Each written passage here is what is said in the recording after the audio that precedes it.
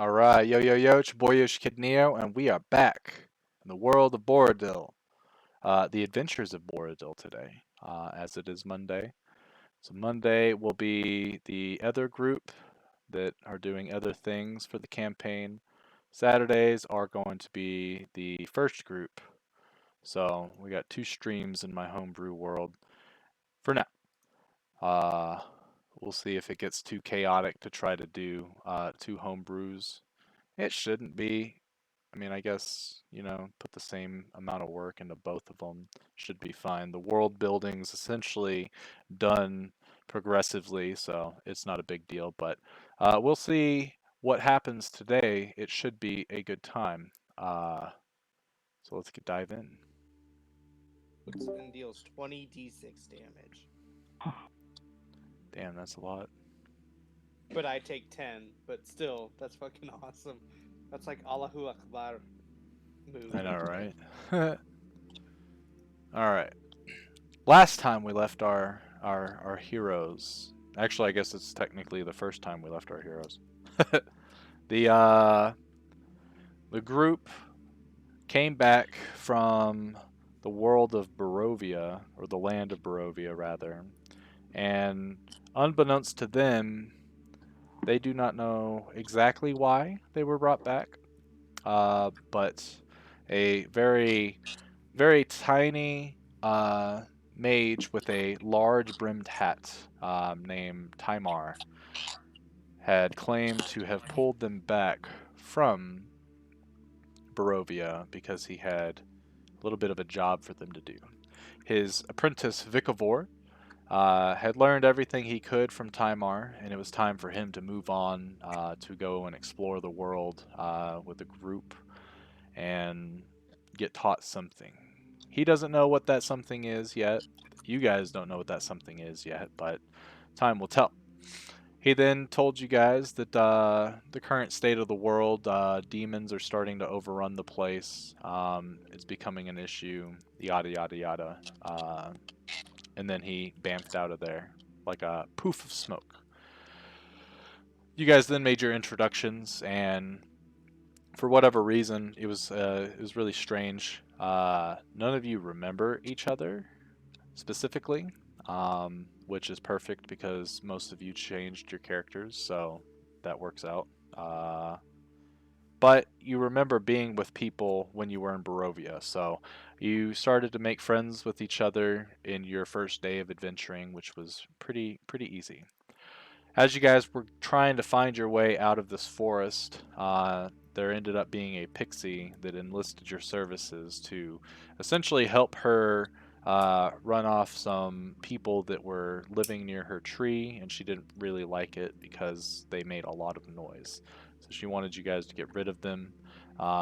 She had whispered to a couple of you to try to get you guys to kill them instead of just tell them, hey, you guys probably leave. You're not welcome here because of XYZ. And told the rest of you to try to get them to run off. Probably more as a prank to see what would happen, maybe cause a rift in the dynamic of the group. But luckily, all of you decided, let's try to talk to these guys and get them out of here peacefully. So that was pretty cool.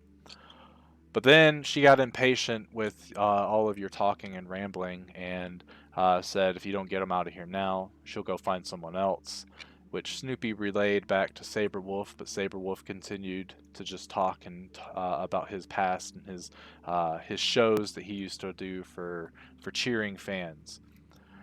And needless to say, it only took a few minutes, probably about 10 minutes to 15 minutes after that, that some mage that had hair that was essentially like a smoldering ember rolled up to the camp, warning his group that Titanian soldiers were on their way, but it was too late. At that point, the Titanian soldiers, who had been combing through the twisted wood looking for any Sea of Vetus refugees, drew their swords and went in to capture the NPCs that you guys were with, the little family, as well as the as well as you guys. So you guys did a nice hard fought battle. The soldiers went down pretty simple. just your run-of-the-mill soldiers, but their leader, this plate-wearing gentleman with a sort of like a dragon head gauntlet on his hand that was able to cast fire spells that did a lot of damage to you guys throughout the combat. He was able to essentially run you guys off from the location and capture the mage with no issues. He then left the area, and you guys did not see him anymore. Afterwards, Snoopy went to the pixie and asked if he or if she's the one that brought him to him, and she was playing around the subject and didn't really answer with a straight answer, but Snoopy knew. Snoopy knew. So he tried to grab her or grapple her, but unfortunately, I think he rolled a natural one. Was that correct, Joe? Do you remember? It was really low. Probably because Yeah. that was, yeah, all day. Yeah. Yeah, it was a very low roll, and she resisted, and then flew away. And it was at this moment that Vikavor sort of caught wind of what was going on over there as you guys were about to leave, and decided to throw a fireball at the tree because he was sick and tired of this pixie. But what he came to find out is the pixie was not right near the tree where his explosion, or where his fireball exploded. But unfortunately for you guys, there were 12 other pixies in there that all flew out of there on fire and then dropped dead.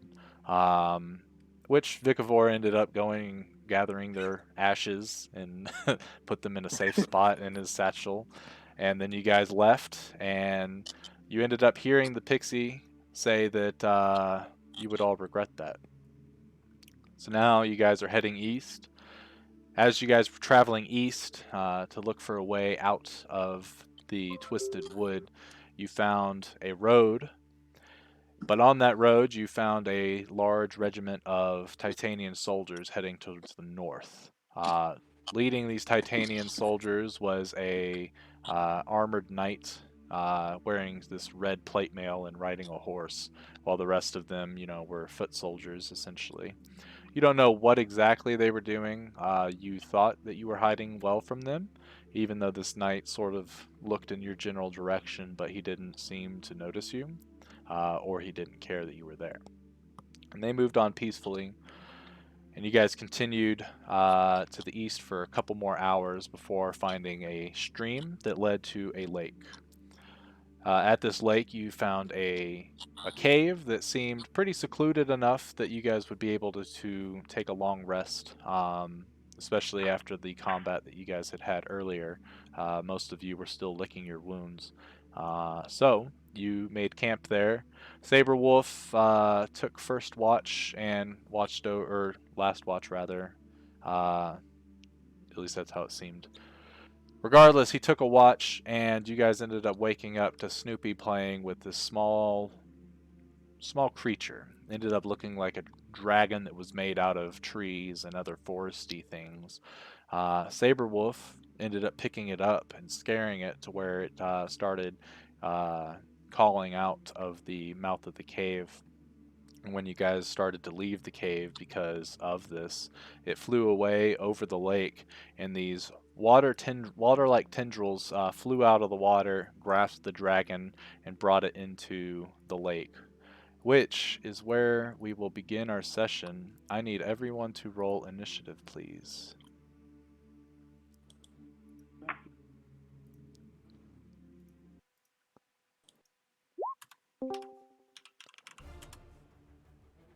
If Mr. DJ is too loud, right-click him and put his user volume down. Oh yeah, that's a natural one, baby. Oh no, that's Do not have a initiative button. Snap. Yeah, you do. Click on Saberwolf, and in the top left, you should see it. My macros are shot. I got it. Yeah, I already knew. Brady, I got a full rest, right? Yes. Okay. Your macros are... They work for me. Oh, not your pistol. Oh, it's because you changed the name of the pistol. Oh yeah, that's right. No one type anything. Let me fix that for it. Oh shit!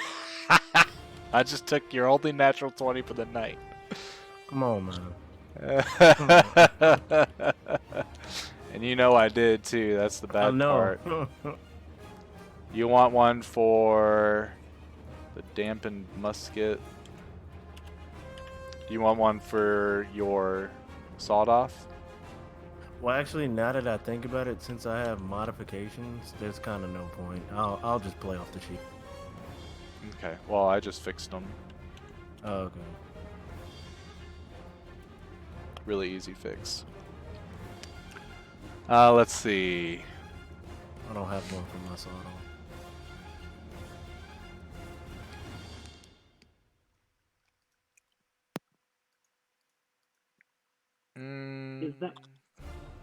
Is that green thing in the middle like the? Yeah, that's in the the little hazard dragon. zone? Oh, it's okay. Yeah, the little baby. The little baby.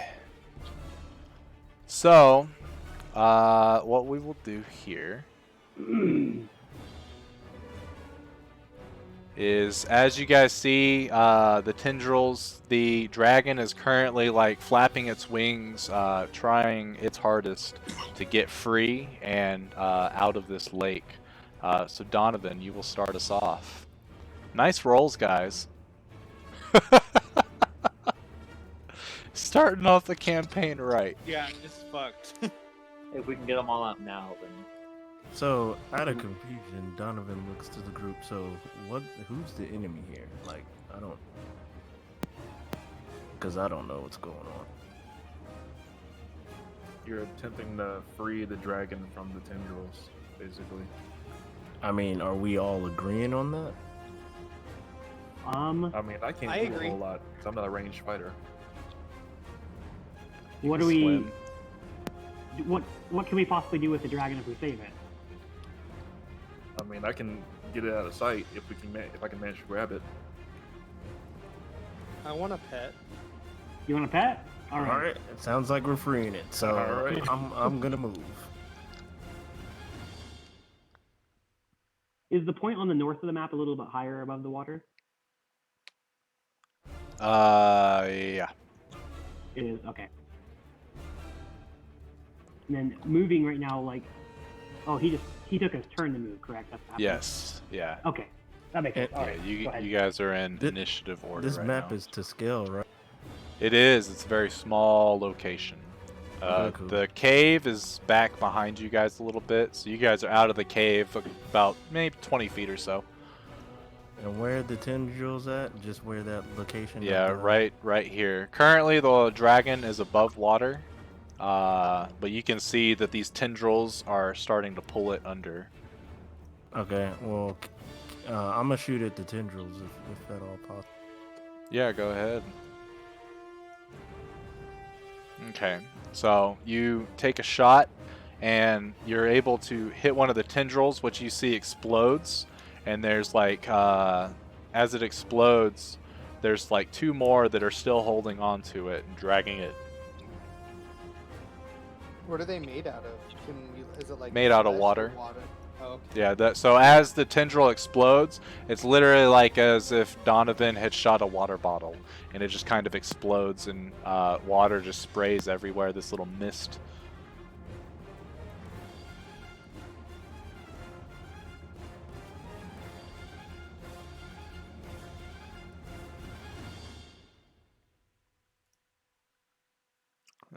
Another tendril gets splattered, but the last one is still holding on, and this dragon, you're telling that because of how small this dragon is, it's not as strong as the ones that you've seen or heard stories about, rather. But you do destroy another tendril. Well, I didn't mean to do it, but I think that's my turn. Okay. Balrin, your turn. how big is this rock to the north of me? Like, could I kind of like post up behind it and like still be able to shoot? Yeah, it's like probably no more than a foot tall. Oh, okay. So like, could I like mount up on it and use it as cover at all, or is it too small? Too small for cover. Okay.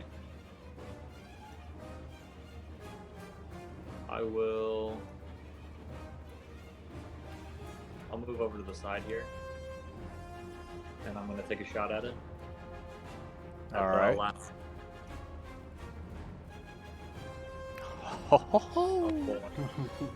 Nice. All right, yeah, that definitely hits the tendril. Now the dragon is That's what I'm freed. talking about. He's currently like on the surface of the water, and it's looking around frantically. Looks like it's flapping its wings, preparing to try to exit the water.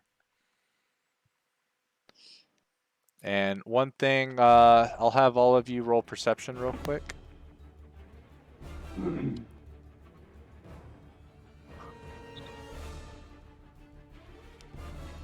Perception will be on my character sheet, right? Correct. yeah. Okay. Oh my fucking god. That's 2 twos in a row. You need to quit that, dude. Alright, so Swath, or rather, Valrin, Saberwolf, and Vikavor, you guys see these little vortexes. So where the arrow originates from is where you see these vortexes, and you see about 6 of them. One of them is right underneath this dragon, and the others are kind of spread out around this lake. Okay. Are they moving at all, or they're stationary? Not yet. Okay. Can we see anything underneath them at all, or is it just water from what we can tell? From what you can tell, it's just water. Okay. Roll me a nature check though, Balrin.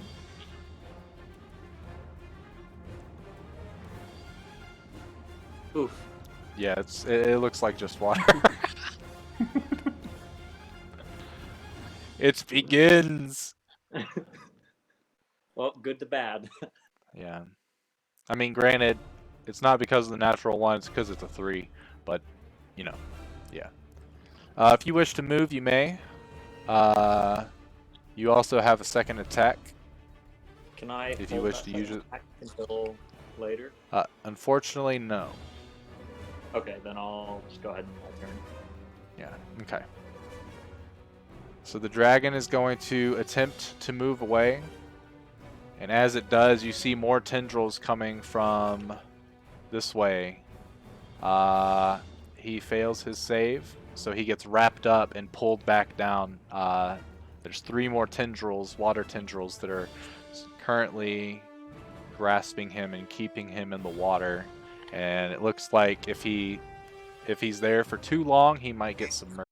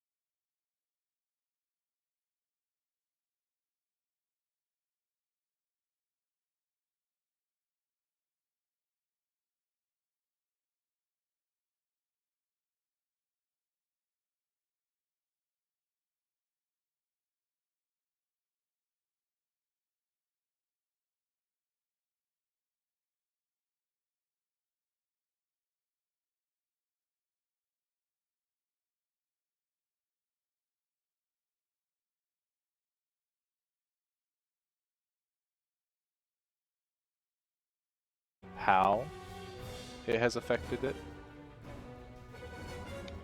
but it did Alright. do something. Okay. All right, and then I guess I can't do either spell, so I'll end my turn on that. All right. Top of the round, you see that vortex start to move a little bit closer towards you, Vikavor. Oh, And from within the water, you see these tendrils lash out at you. I need a dexterity saving throw, please. Yikes. Okay.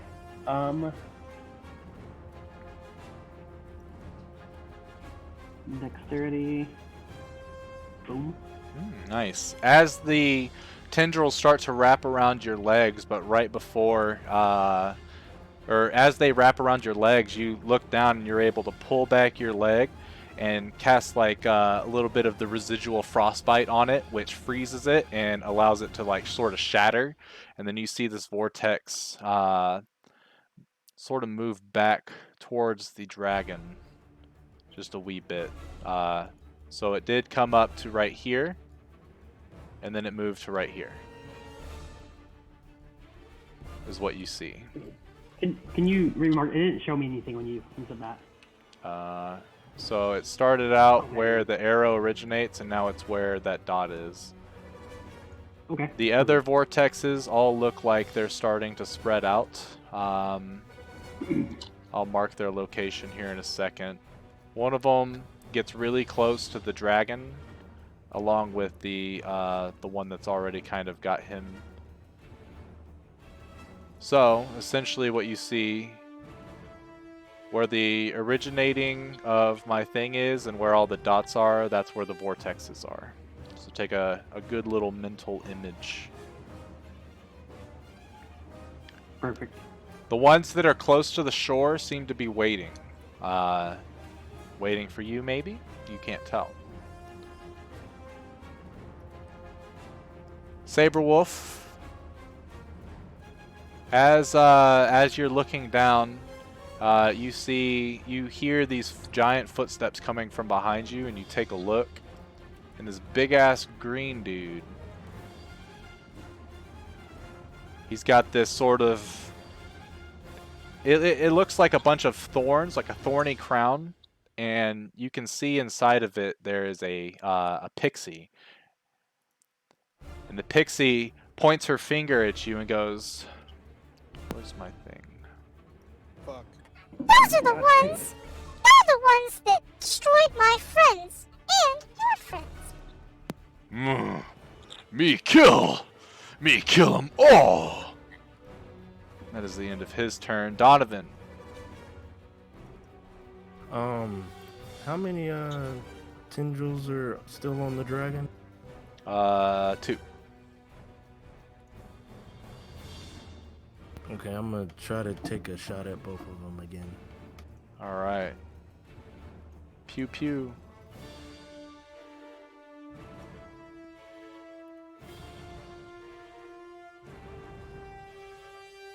All right, that hits both of them actually. So as of right now, the tendrils are released from the dragon, but the dragon, you can see, has spent so much time in the water that the moss on its wings has absorbed a lot of the water, and it doesn't look like it's capable of flight right now.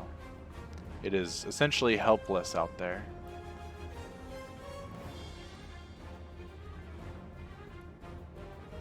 If you wish to move and or reload, you may. Yeah, I'm gonna reload. And then how does speaking work again? Do I have to do it before I do anything? Or?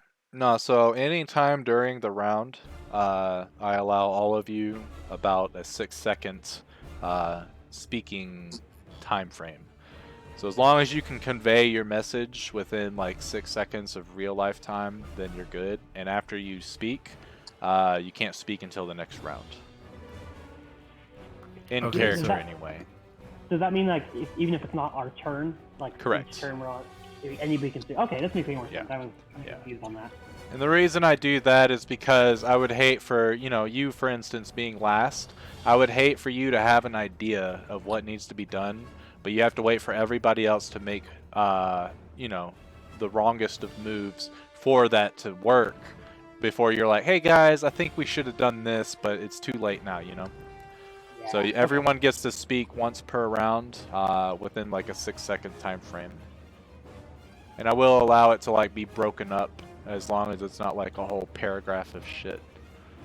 So essentially like a sentence, maybe two, depending on if you talk like an auctioneer or not. All right, so I could try to give some of my backstory right now and everything for them. I guess you could, yeah. I'm just kidding. You could give one sentence at a time. Guys, I'm from this place called... That'd be an epic character. Only talks about backstory during battle. That would be hilarious. Anyway, so, Donovan. So what I want to do within my I want to inform, I guess, yell to everybody. I don't think the dragon can swim anymore. If saving it is what we plan to do, we need to get it ASAP, and then that's it. Okay. Snoopy, you can doggy paddle, right? Yeah.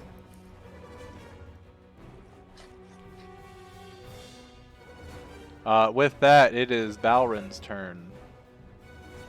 Alright, so can I see the big green beast thing that just walked up on us? Yeah, and you heard him as he came in. You heard, I would say that all of you, because this isn't like a big ass waterfall, it's like a trickling stream.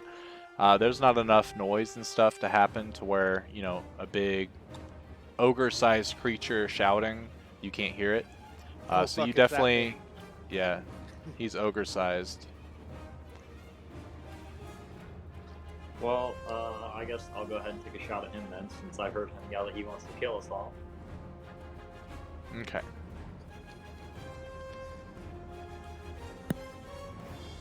And then I'm going to put these little tokens where the vortexes are, just so you guys are aware of where they are at. And unfortunately, that shot does not hit him. Alright, I'll take one more shot. That one does, though. For 6 piercing damage. Oops. Alright, so Balrin, he takes out he swaps his hand over to the revolver, and well, actually, I guess that's already been happening. But anyway, he points it at this giant ogreish creature, takes 2 shots. One of them ends up like hitting like a piece of his bark armor that he's got, and kind of like ricochets off. And then the other one hits him like right under the nipple, and he's like, "Oh, that tickle!" If you wish to move, you may. For now, I think I'll stay where I'm at. Who's the guy in the bottom left? Do what? The guy in the bottom left of the map? There is a guy there. I know. I don't have a token for that. Oh, and just like that, he vanishes. Very mysterious. Yes, very mysterious. Thank you. Was He wasn't meant to Okay. be there. I think I was using this map just to edit that token for later. So we shall see. Anyway, on the dragon's turn, it's going to start trying its darndest to swim for shore. And then it notices a vortex there, so it swims this way. And that is about as far as it can swim. Snoopy. thinking quickly, using only a squirrel, megaphone, and rope. Snoopy constructs a megaphone. Okay. Which end of the squirrel are you speaking into? I'm gonna blink here and bite it, and try to like drag it to shore Okay. with a dash. Is that something I can do? Is that too much action? No, I would allow it. Roll a strength check as you start trying to swim with it, though.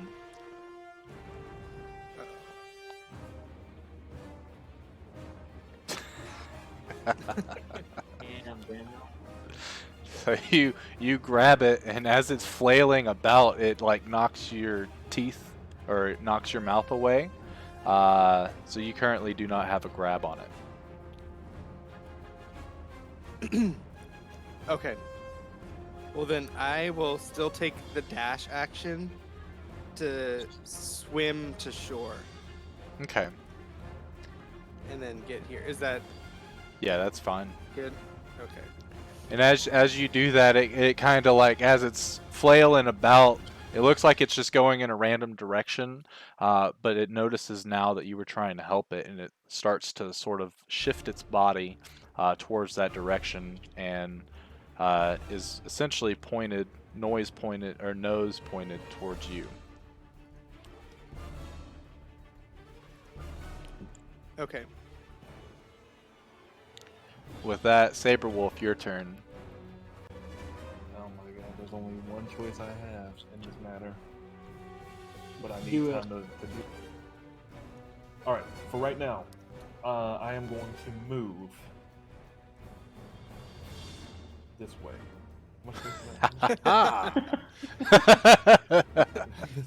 This way. Not what I thought you were gonna do. Fucking pussy. Oh no. Oh no. The thing is, I need cover for what I want to do. So, Fucking pussy. I'm going to, like, with that move, I'm going to cast, use 2 key points to use enlarge, and I want to match the size of the giant. Oh shit. Okay, so enlarge, you choose yourself. Target is a creature, blah blah blah. Enlarge target size doubles, so medium to large. So essentially, you guys watch as Saberwolf, he runs back, he stops in his tracks, and you can see him taking a deep breath. And as he does, his muscles start to bulge. You can see like the veins popping out on his pecs and stuff as all of his clothes start to rip off except for his pants, much like the Hulk. And he just gets into this big ass form. His mask, though, you notice, is made out of some material that can go with the enlargement of his face.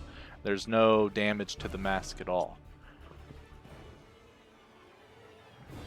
And with that, that's the end of my turn. Wahaha. I'm going to add a couple things to your character sheet for the enlarge thing. Specifically, all your attacks deal 1d4 damage, extra damage. So I'm going to add a little button that you can click on when you're in your enlarged form so that it automatically rolls that for you. Okay.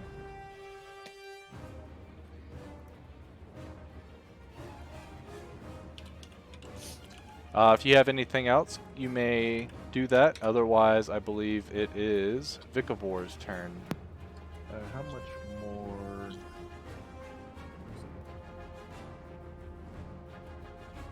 Question. So, what is the makeup of this giant? Is he like a forest type? I don't know, like creature. Yeah, so he resembles a skinnier ogre. Except for he's got like a bunch of like different, it looks like little wooden totems across his chest that he's probably like picked up or something like that, or somebody's made it for him. He's wearing the hide of some large elk to cover up his gooey bits down under. His face, his face almost looks like it's made out of tree bark, and then his eyebrows look like that, make that sort of crown. And inside that crown, you see the little pixie that's been talking mad shit. Bonus Nice. points if anyone remembers her name. Elfie? Yeah, close.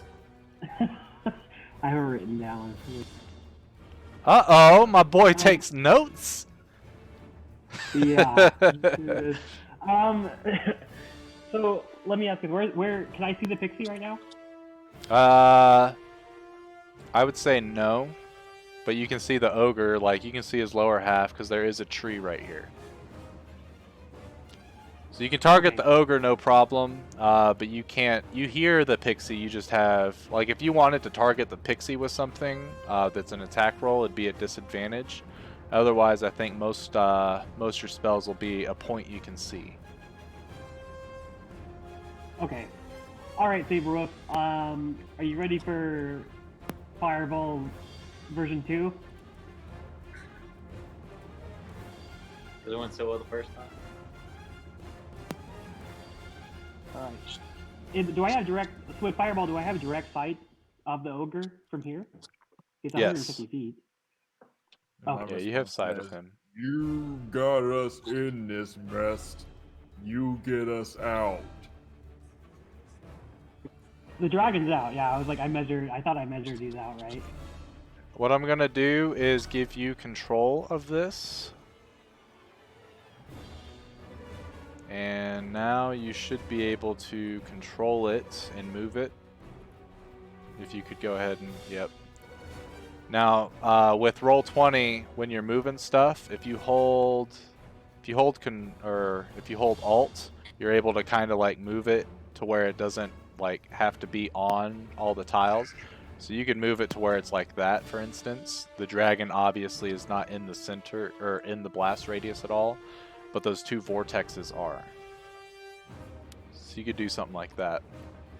All right, that's perfect. One question. Yes. Hang on, actually, I have push to talk on my button's messing up. Roll 20. Hang on a second. Let me take it off. Da, da, da, da, da, da, da. All right. Oh, dear me. The wife is calling.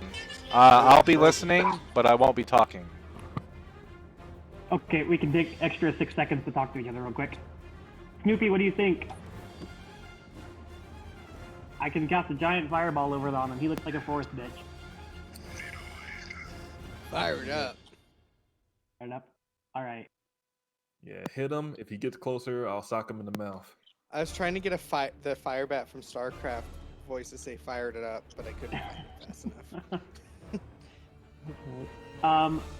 Okay, I'm gonna click it then. If he can tell me, should I wait for him to come back or no? He's listening. Oh, I'm okay. almost So done. you cast it. Yeah. All right, fireball, bitch.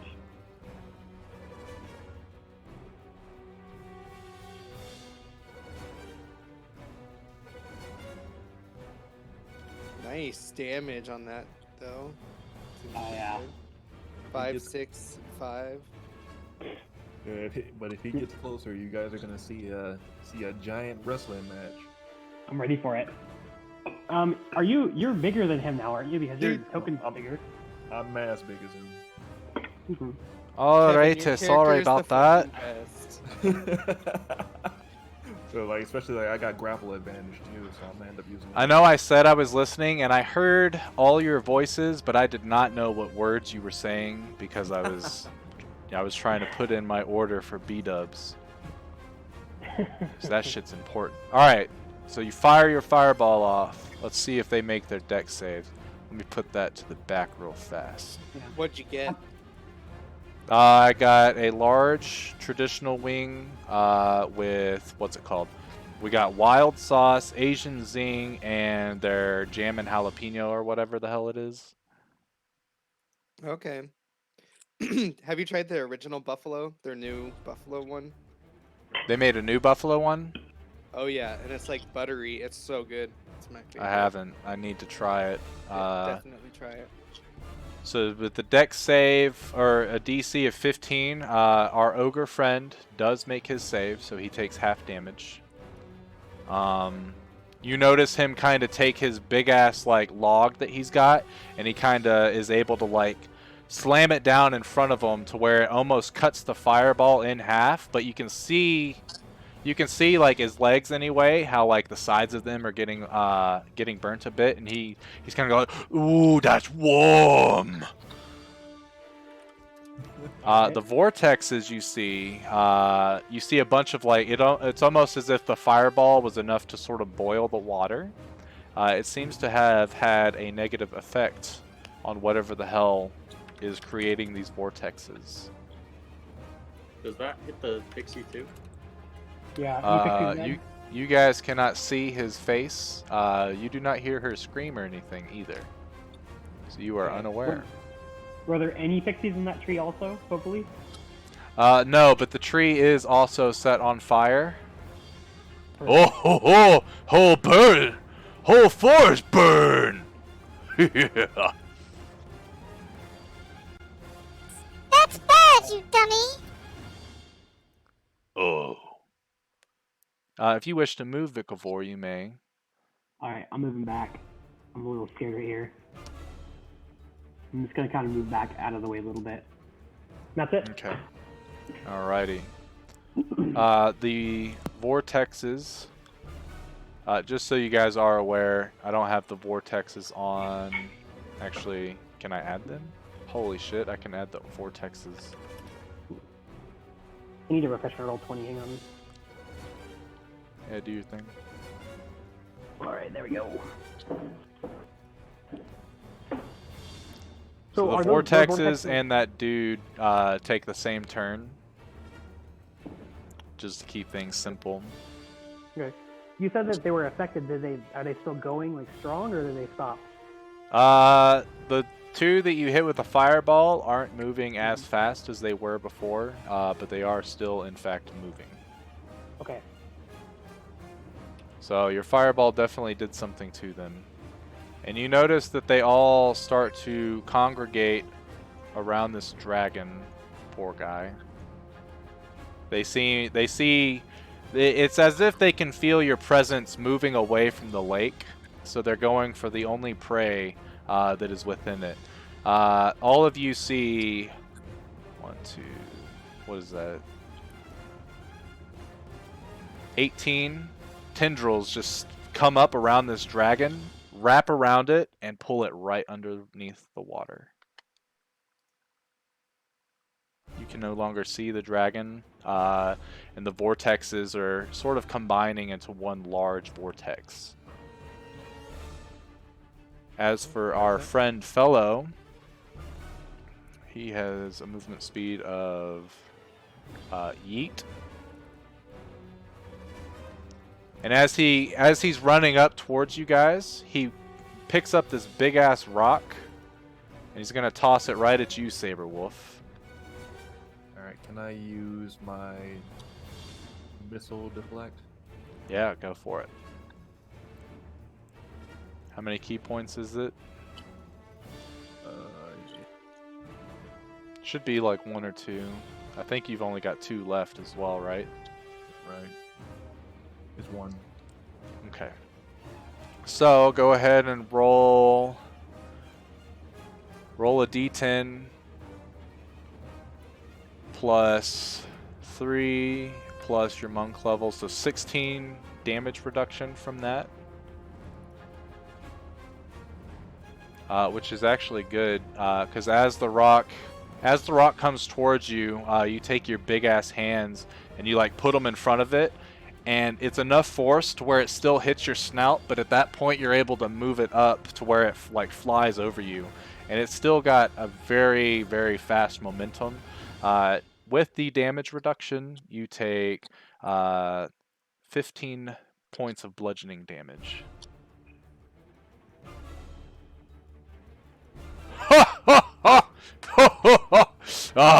The bigger target, easy to hit with rock. That will end the vortexes and this dude.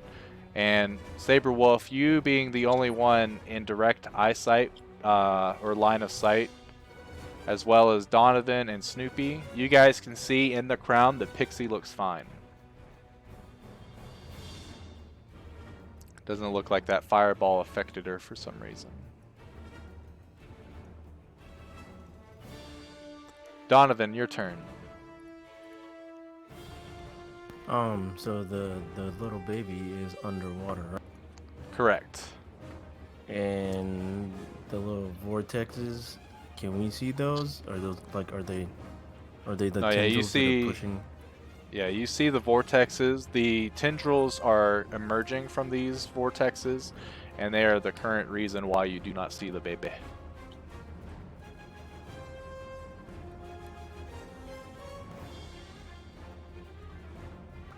Okay, give me just a second. Oh no, I can't do that. So it wouldn't make no sense. All right, I'm gonna try.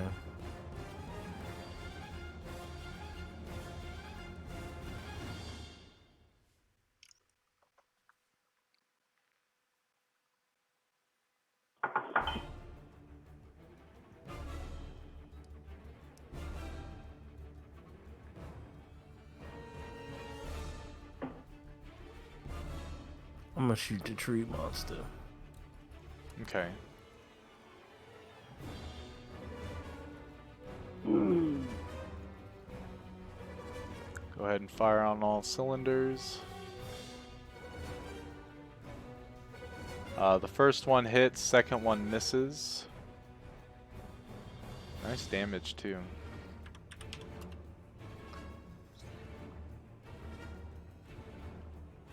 So you guys watch as Donovan, he's got his pistol out, he opens up the revolver, reloads, flicks it, spins it around his finger a couple times, and gets it right next to his waist, and then pow!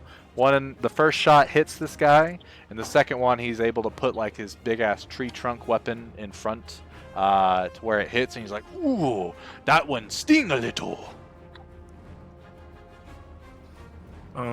And also, am I able to see what's in the water?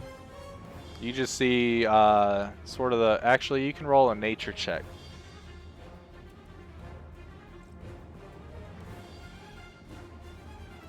I think what I'm gonna do for you guys and for my other group is, instead of making like perception checks and stuff like that be an action or a bonus action, you can use your free object interaction to sort of do like a bare bones kind of assessment of the situation and stuff. And with that nature check, you look into the water, and all you see are these vortexes, but the one thing that you remember being programmed into your mind is that the location you're at, there's something magical about just about everything in it.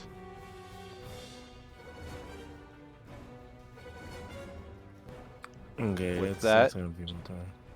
With that, it is Balrin's turn. So you said the tendrils are underneath the water now, so we can't really. Correct. I can't really. Can I see?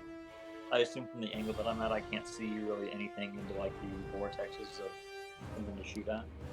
I would say that you can still see it. Like, you've got enough height to where you could aim at them and shoot them, or shoot at them.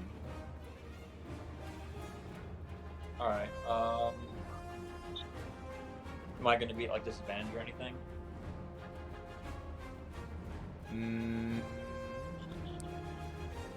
No. Okay. I'm going to go ahead and take 2 shots at this vortex. All right.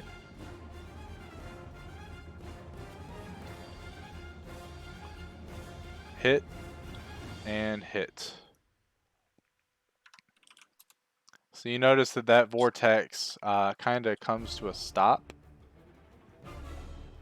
And as it stops, you see these little eyes poke out of the water, much from what like Saberwolf was seeing the night before. And they sort of look towards you and they glare. It looks like whatever amount of damage this thing has taken at this point has made it stop its vortex form. But being underwater, you still can't tell exactly what the hell it is. Okay. Because it is still submerged. The dragon's still under too, right? Correct. Jeez. Better get that thing out of there. Then I'm going to move.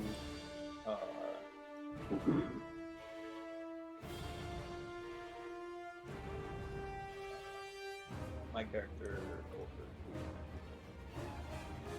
Alright. Alright, at the end of your turn... Oh, nice.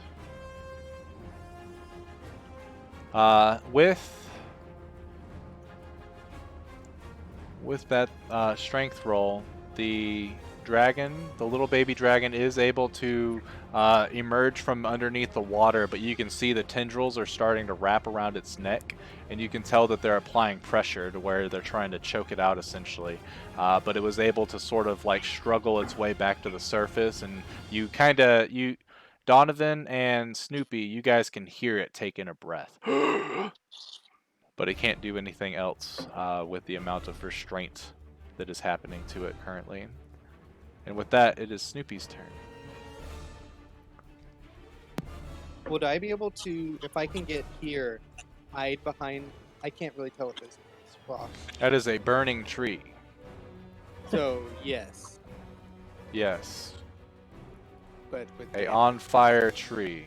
Here. Nice.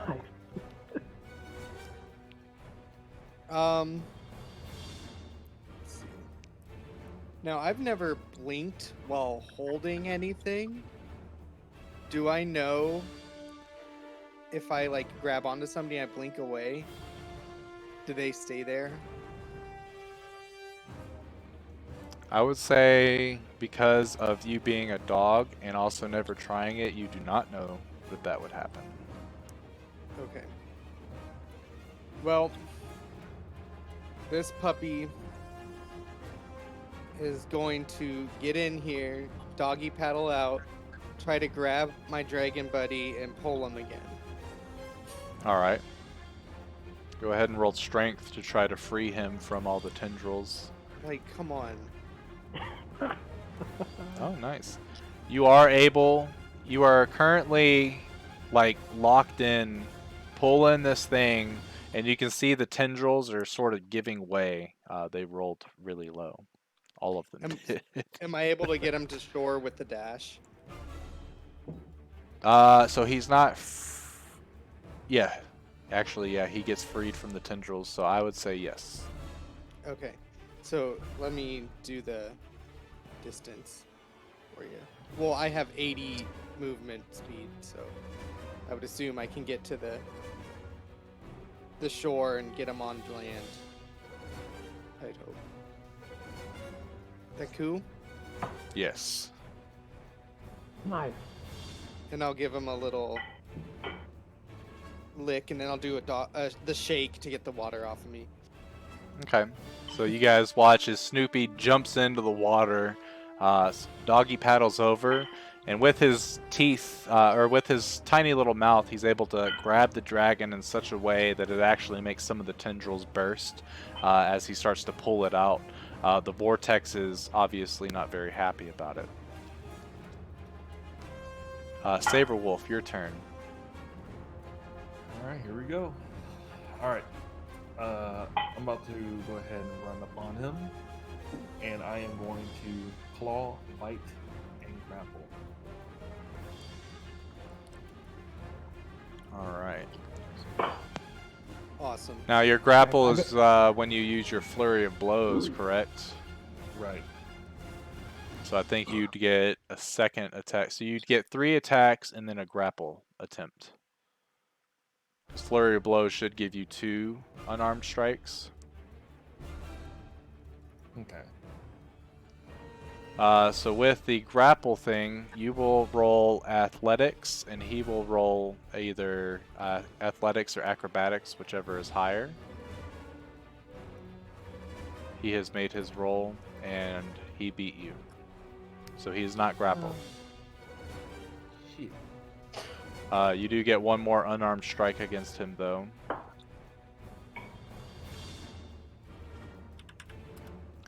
So as you guys watch Saberwolf run up, and with his claws, he's able to scrape across his chest, making a pretty like nice scratch.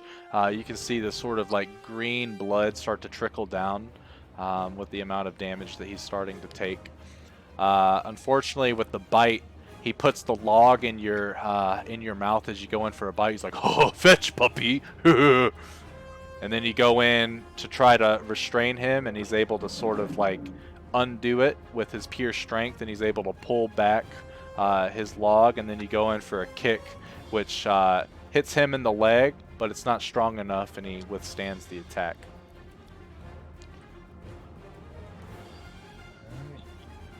that,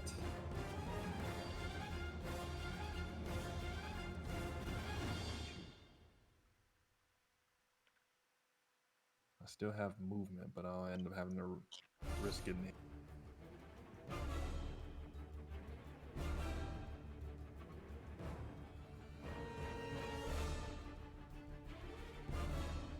How many attacks would he have? There's no telling. God damn it. 12.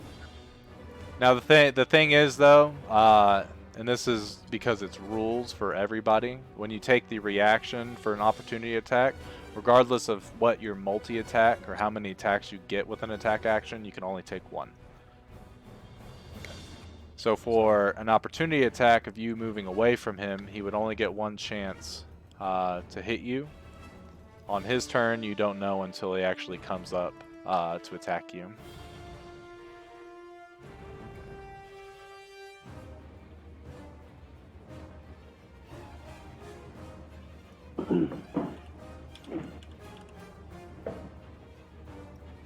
Alright, I'm gonna go ahead and move towards Victor.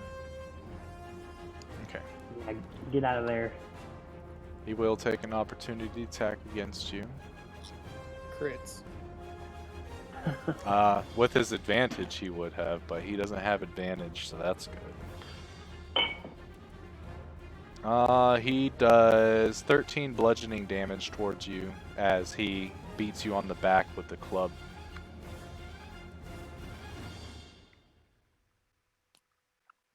Based on his size and stuff like that, you feel like that's kind of a weak hit. Okay. Well, I mean, I can still afford to take a bit of a beating, but know how much longer. Alright.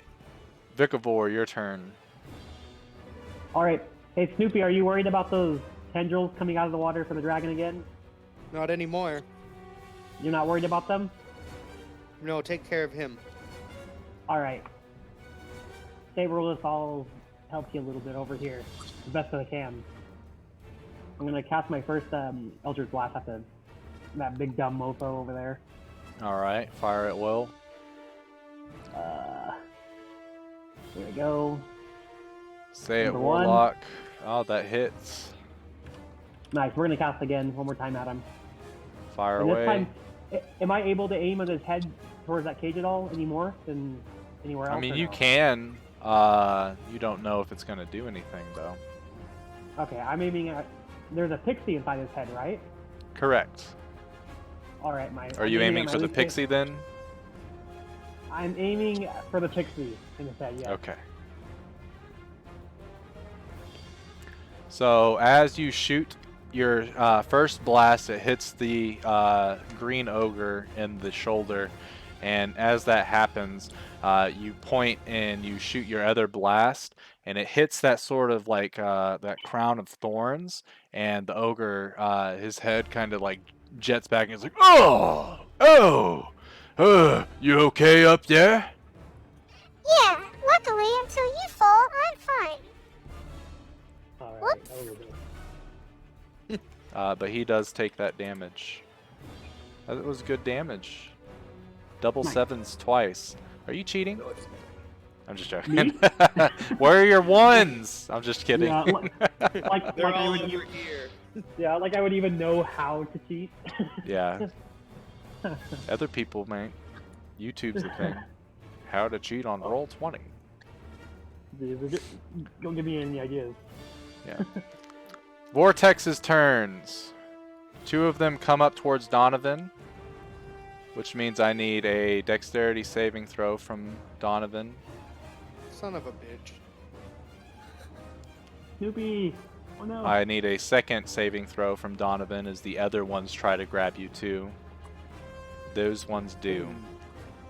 And with the rest of their movement, they bring you into the water. But you're currently afloat, and I don't believe you have to breathe, so that doesn't matter. But I don't think your weapons work very well underwater, with gunpowder and all. Snoopy, make a dexterity saving throw. as these tendrils lash out towards you. Well, so I'm underwater or what? No, you're at the surface, but you're currently On my gun. grappled and restrained. So I can't attack or nothing like that, right? You can, it's just going to be disadvantage. Mainly because of the And- restraint. Okay, I don't think there's and then- actual rules about being underwater with gunpowder style things. Maybe there is, I'll look at it. Oh, there it is, I think ammunition and it- water. Yeah, it doesn't. Yeah, so If that's your what ammunition that's what becomes wet, there's a 50% chance it becomes a blank. Roll a D100 to determine if okay, when it's fired. On a 1 to 50, it's a blank and doesn't fire. So every time you shoot, not only are you disadvantaged because of being restrained, but you'll have to roll a D100. Anything between 1 and 50, it doesn't even do anything. Why don't you just That's roll a pretty D2? neat. Oh, you don't have one set up.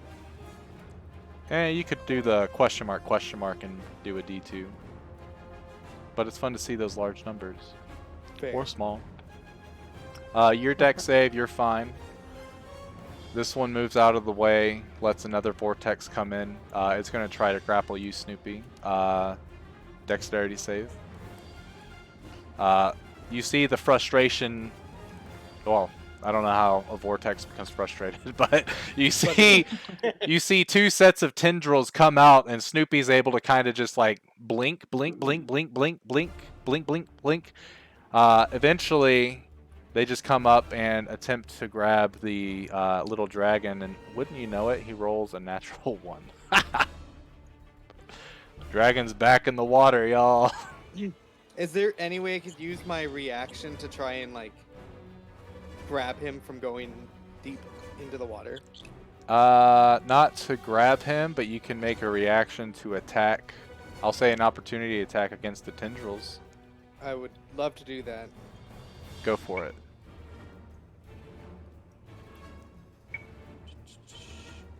Whoops. There we go. You can take the first roll, Yeah, the first roll was a even though it wasn't 14. Yeah. All right, you do make one of the tendrils splatter, but there's 2 more currently holding on to the little baby dragon. Okay. Then our friend Fellow, he moves right here. Then he moves right here. Huh! You're the one that made tree go boom! Let's see how you do when I do this! He's gonna take his shit. great club. Yo, he's so He's gonna fucking swing it at you. Let's see, shit. what is your AC? 13. shit. He hits you with his first strike for a total of 19 bludgeoning damage. And when he goes in for the second one, he misses. Nice. So just But a just- shield. but barely. Oh, yeah, Vikavor, this tiny dude. You just see this big ass tree trunk slam him in the chest. I'm just sitting here watching this happen, holding my left arm like Vegeta. I deducted the hit points for you. Oh, nice. Okay. What a bastard. With that, it is Donovan's turn. You are restrained. You can use your action to try to break out of it. It is a strength-based roll to do so.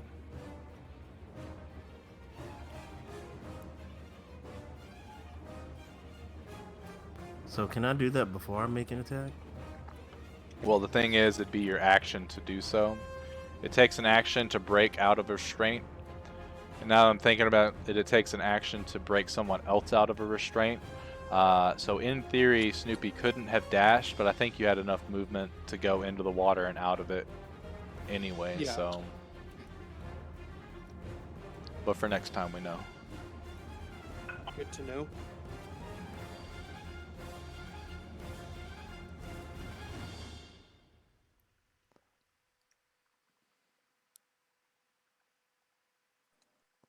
But it was a bonus action dash, so I think it would have still worked. Oh yeah, bonus action's fine. So yeah, you were good actually. I forget that rogues get to do all types of shit. So I don't have a rogue in my other campaign. I don't think I've ever actually... No, I've had one rogue and she was not good at it. Oh boy. Oh Jesus.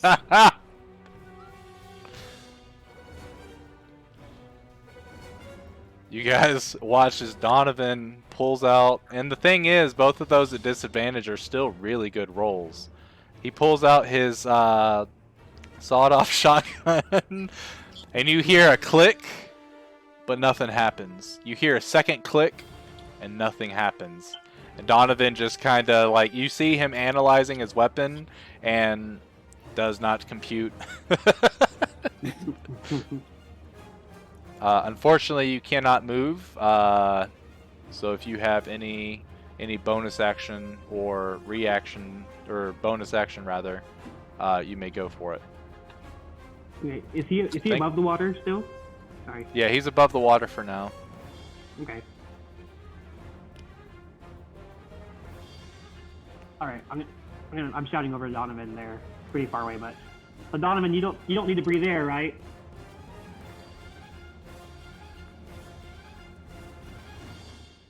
I think he just put in his resignation for the campaign. The short circuiting does not compute. Yeah. The whole pool of water is like got electricity going through it. That would be cool. All right. I guess. Balrin, your turn. So when I shot that other vortex, did it seem like those tentacles, when they were all holding the dragon, did those tentacles disappear? Yes. Yeah, whenever you made contact with the tentacles, it did, or tendrils rather, they are not tentacles. Whenever you made contact with them with your attacks, they exploded and made it easier to let the dragon break free from them. Currently, the dragon has one or two tendrils around him, and Donovan has 3. No, so what I'm talking about is the vortex itself, when I shot one of the vortexes. No. Vortex seemed to be unimpressed. Like it seems like the tendrils aren't a part of the vortex itself. Okay, that's good enough. I'm going to shoot at the tendrils that are on Donovan. All right. Hit and hit. Pew pew! 2 of those tendrils burst, and Donovan is now just being wrapped around by one. And essentially, what you're noticing, Donovan, from this is that it seems to be a lot easier for you to escape, with less tendrils holding onto you. If Balrin wishes to move, he may. I'm gonna step He's a gonna little move bit right away here. from the ogre. Fire spreads to another tree. You're gonna move right here. Oh yeah, that sounds great. Any pixies in the tree? No. Any screaming yelps? Pixies don't just live in all the trees. That's my objective. Hunter. Yeah. That's like his only thing now. Vikavor is actually a ranger, and his favorite enemy is pixies. That's what he's gonna multi-class now. Yeah. I'm only focused on one specific pixie, actually. So I'm just trying to see if she moves around at all. I don't know about that, man. You can kill the entire tree full of them. I know, but I was going for one. Here, Saber, is that pixie in his head one that we've met before? I'm not sure. Maybe. Alright. The little baby dragon rolled a natural 20 for his strength save. Hell yeah. Plus his modifiers is enough for him to get out. As he starts to get right here, he crawls up, and you can see those other 2 vortexes. The tendrils start to recreate, and they look like they're about to grasp for him. Snoopy, your turn. So I know the map doesn't exist like 5 feet or 10 feet below where I'm at, Mm-hmm. but I would really like to drag this dragon there. Is that something I can do? Yes, I have extended the map. So I want and to I'll- do I'll what I've probably done. extend it a bit Pull more. him away from the water. Okay. So you grab on, much like a mother pup or a mother dog grabbing her pups by the scruff and sort of dragging them away. You do the exact same thing. I mean, this thing is about the same size as you, so it's a little harder, and it kind of like it looks like it's just kind of gone limp and is just allowing you to do this. And when you finally get far enough away, it starts to shake a little bit, trying to get as much water off of it. And you look at its wings, and they're like bloated with water. And can I like get it kind of behind a tree or a rock or something? Yeah, you'd be able to get far enough away, and there's plenty of trees in this area. So let's see. Okay. And that's my action, I assume. Correct. Okay. I'll bonus action hide behind this tree. All right, there's your tree. I'm gonna put a Can I hide? little owl hole. Yeah, you can bonus action hide. As you're hiding behind the tree, you can hear voices coming from inside the tree. Is that Picavore out there? I'm kidding. He doesn't say that. I was pulling up Fireball already. Oh man. No, no. I know. Saberwolf, your turn. All right. We're about to risk it all. Here we go. All right. I am about to run up on him. I'm about to go ahead and slash, bite, and grapple again with old dog advantage. I don't think you should have enough key points to do so. Well, old dog. Because you use 2 of them to cast 2 of your spells, and you grappled. You tried to grapple once. No, yeah, you got one more. Yeah, you do have one more. Okay, so I hope to God this works. Oh God. I'm just over here clapping for you, Saberwolf, okay? Cheering you on. Snoopy's gonna join the fray soon. Nice. So claws, go ahead and do your whole move. Oh, so hell yeah. Go ahead and do What? your grapple, which is your athletics. Ooh! Got him. Got him. My fucking guy. And then 1 unarmed strike. Okay. So as you claw, he puts the big ass log in the way of your claws, and with that moment of opportunity, you go in and you're able to like bite him right on the neck, and he kind of goes, "Oh!" With that, you're able to sort of like put him into like a sleeper hold or something like that, and you're able to grapple him because he rolled a 17. And then you go in to like try to knee him, but you miss because you're kind of disorientated with how big he is and stuff like that. But you do make some fairly nice damage on that crit. So let me. Okay. What So is with that? the plan, the 13. plan is to get someone to help me attack this dude while I have him. I got you, Saberwolf. Yeah. That's the plan. Don't worry, I'm gonna come in and crit sneak attack him. I'm gonna do like 80 damage. It's gonna be great. So do you Just kidding, get I'll roll a anything one. with the luchador thing? Is it the tag team? Yeah. Okay, so grappling, you can use your bonus action to, when you are grappling a creature, bonus action to designate an ally. Okay, so that's because you use your bonus action of Flurry of Blows, so you can do that next time. Noted. Vikavor, your turn. All right. It makes no difference how close I am when I Eldritch Blast, right? It does, actually. Does it? Okay. Because if you're casting a spell within 5 feet of an enemy, actually, I don't remember if Warcaster helps you with that. We'll just take a couple step back. Okay. Yeah. Next question, because I'm not familiar or super familiar with grappling. Does it if I damage him as he's grappling him, will he lose like grip of him or? Nope. He So won't? the way grapple works is it essentially, if a creature is grappled, they have a movement speed of 0. So it just means that he can't move. He can still attack and do everything.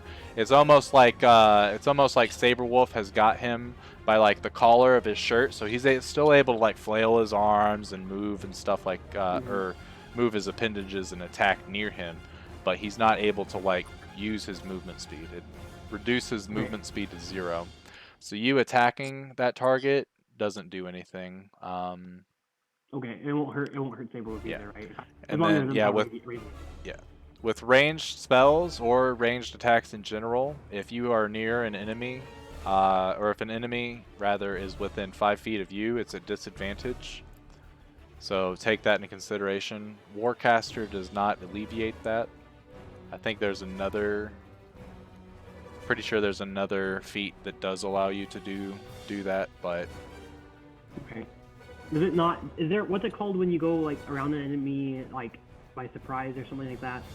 Do you get advantage that way or no? Like where you can't see you? so that would be something special to a rogue, technically. Or Okay. I would say if somebody's able to go invisible, they could get advantage on like a surprise attack. But you don't have. You would be able to run to a tree, use your action to hide if you wanted, and try that, and then hope that on your next attack it might have advantage if they didn't spot you. Okay. But it's I'm gonna- kind of harder for other other classes besides the rogue to do the whole like pop out of nowhere and be like, "Ha, gotcha, bitch." Yeah. Okay. So it does benefit me to be more than 5 feet away from him, right? At least 5 feet. Yeah, it does you want to be away from him. The only thing is he hasn't used his reaction this turn, so he would attack you. I know. I need to get the fuck out.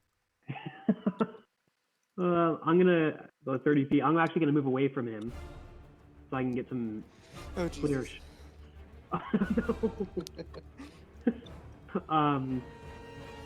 All right. I'm just gonna move back away from him over here by Balren, so we can group up, Okay. and then I'm going to cast. As he go ahead. does, he swings his tree, and he smacks you in the back, causing you to sort of tumble and get to where you were. He rolled almost all max die. 28 bludgeoning damage comes your way. What? That happens for Why me. is this dude so strong? You're fucking down, aren't you? No, I he's got a little I'm fine. bit.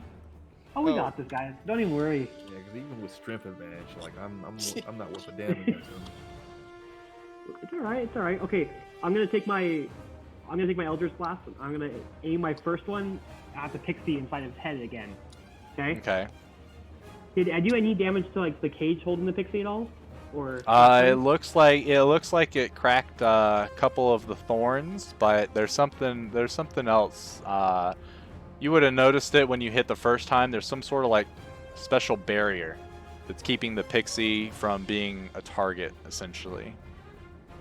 Okay. I'm going to just aim my Eldritch Blast at the ogre, the first one here. So first one, All right, that hits. and then Good we're damage. gonna do it again. Right, the same thing again. All right. Ooh, that does not hit. All right, I did my best. So Vikavor starts running away. He gets smacked in the back. Balren, you see like him cough up some blood after that hit, and he like tumbles to his feet.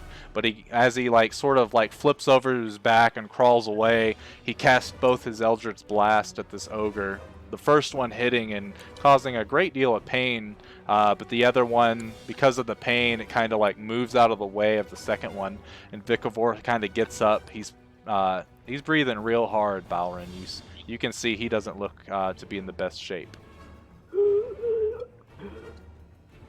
He's got a sucking chest wound, and there's probably some fractured ribs and spinal column shenanigans going on. He's just paralyzed from that hit. Blood dripping Paralyzer. All right. If these tendrils grab this dragon, I'm gonna lose my shit. Now they're The bull teleport out of the water. as you have correctly positioned yourself, you are too far away for that to happen. You notice that when the party was kind of closer, they would go after them, but right now they're worried about what's in the water, which is your good pal Donovan. And you notice that all the vortexes go around him. And let's see. They will all use this thing.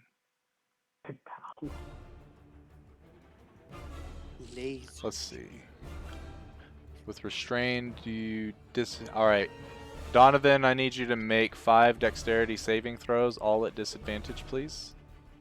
You got this. It's actually not bad at all. Yeah. So Oh, let's he's got see, we plus got a 8. That's why. yeah, a 14, an 11. Let's see. What's the DC on this? 14 is a pass, 11 is a fail, 23 is a pass, a 10 is a fail, and another 10 is a fail. So 3 fails. So you take 9, 17. You take 32 damage as these vortexes use as much of their like momentum to start crushing. You can feel your components and stuff starting to crush from the immense pressure. Just from these guys gathering up all around you. It's not a good time. But it is the end of their turn. None of them use their action to try. I think you've only got one tendril holding on to you right now, keeping you in this situation, as it is your turn.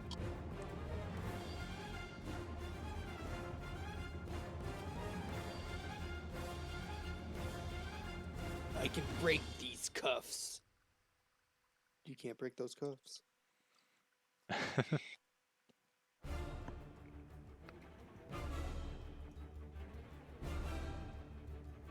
All right. Are you shooting the tendril? Can I shoot the one that's holding me? Yeah, you want to shoot just the one, the vortex, not the tendril. Whoever has me, that's what I'm shooting. Okay. Yep, and that connects. You shoot. You guys see Donovan. He reloads his sawed-off shotgun, puts it right in the water, and you hear as the water like splashes from the explosion. You can make your second attack. Now, whatever's hitting me or whatever had me, does it get knocked back? Since that's the If hit, the ability of target gun. is knocked back. Oh, nice. It does get knocked back, but the tendrils have a reach of X amount that is longer than 5 feet, so it's still got a hold of you. I thought there was only one. There is only one tendril, but he shot the vortex and not the tendril itself. Oh, okay. Yeah, so far, especially from Balrin's question earlier, the tendrils are a separate entity from the vortexes. Alright, is that towards the tendril or the vortex that you shot away? The one that's the one that's still holding. Okay. And does this one get knocked back another 5 feet? It does. Which breaks the tendril. So you are currently free. Run! Get the fuck out of Snoopy's like, here, boy, here. there. Yeah.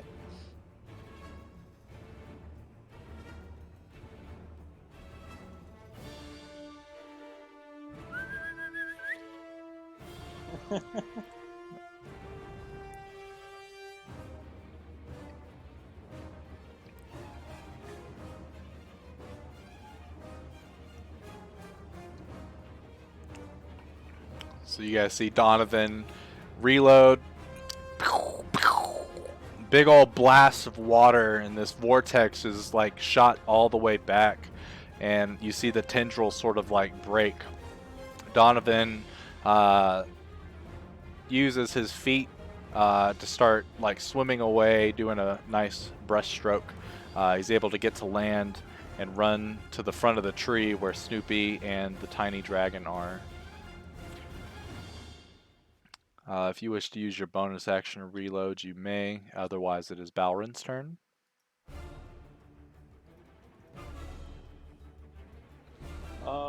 So how does it work with, like, taking somebody with you when you move? If they're willing, I make it to where it is a bonus action to grab them and move them with you. And then I And can depending still on back it up. depending on the circumstances, it might be like if they're unconscious, like if they're like dead weight, then it's it restricts your movement to half. Okay. I'm just looking to grab Vicavor and get me and him away from the water's edge. Okay. Balarin, I consent. Oh.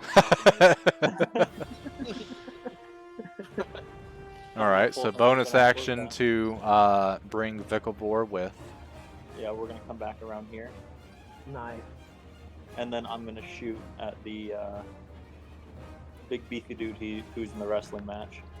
All right.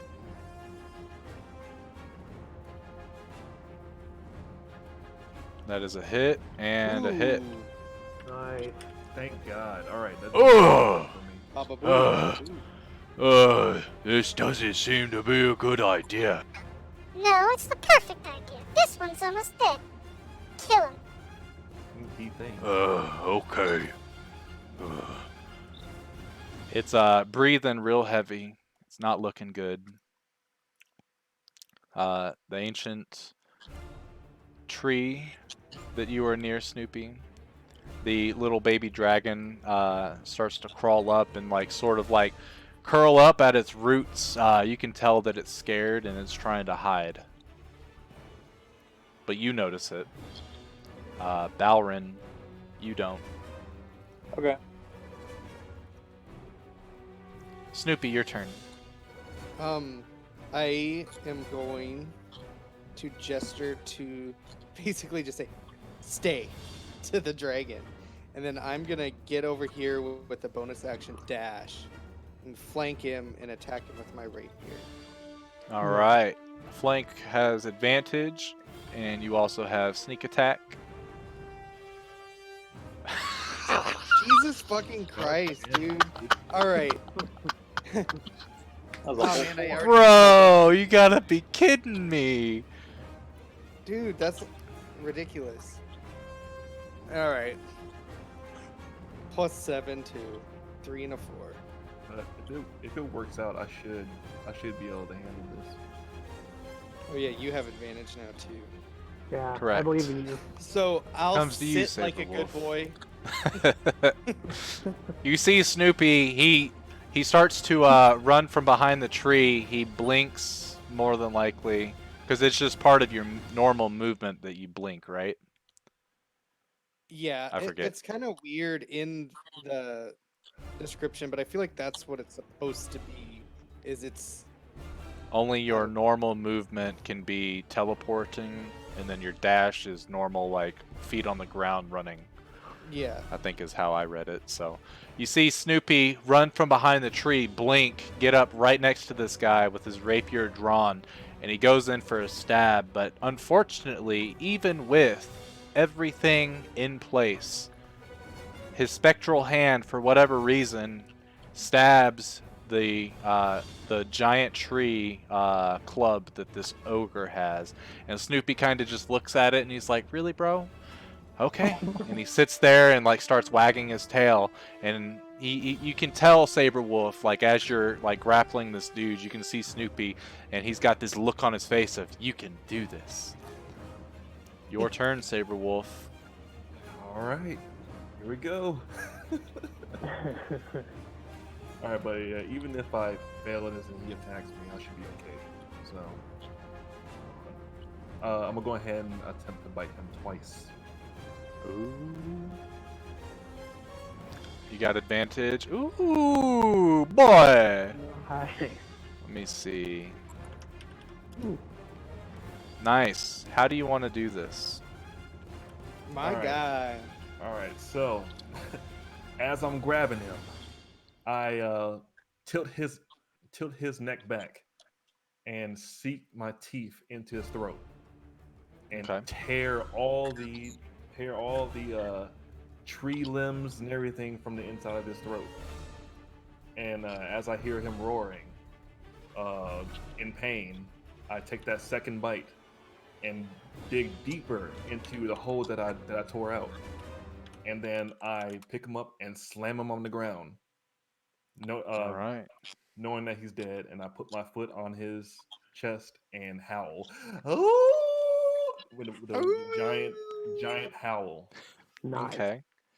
So yeah, you guys see Saberwolf over here holding them down, trying to give Snoopy uh, the the ability to get the final kill, but it doesn't work. So he's like, "I'll take this into my own hands." Grabs his his face, pulls it back to where he's got like his the ogre's head is resting on his shoulder, and he goes in and bites the neck and rips out it's actually so what you notice is that he's a flesh and bone ogre. He's just got some features on the outside that show how this magical forest has kind of changed him. And you pull out like his esophagus and stuff, and like you can hear the gurgling of the blood and stuff as it begins to pool and rush into his lungs. You can hear him starting to gag and stuff like that.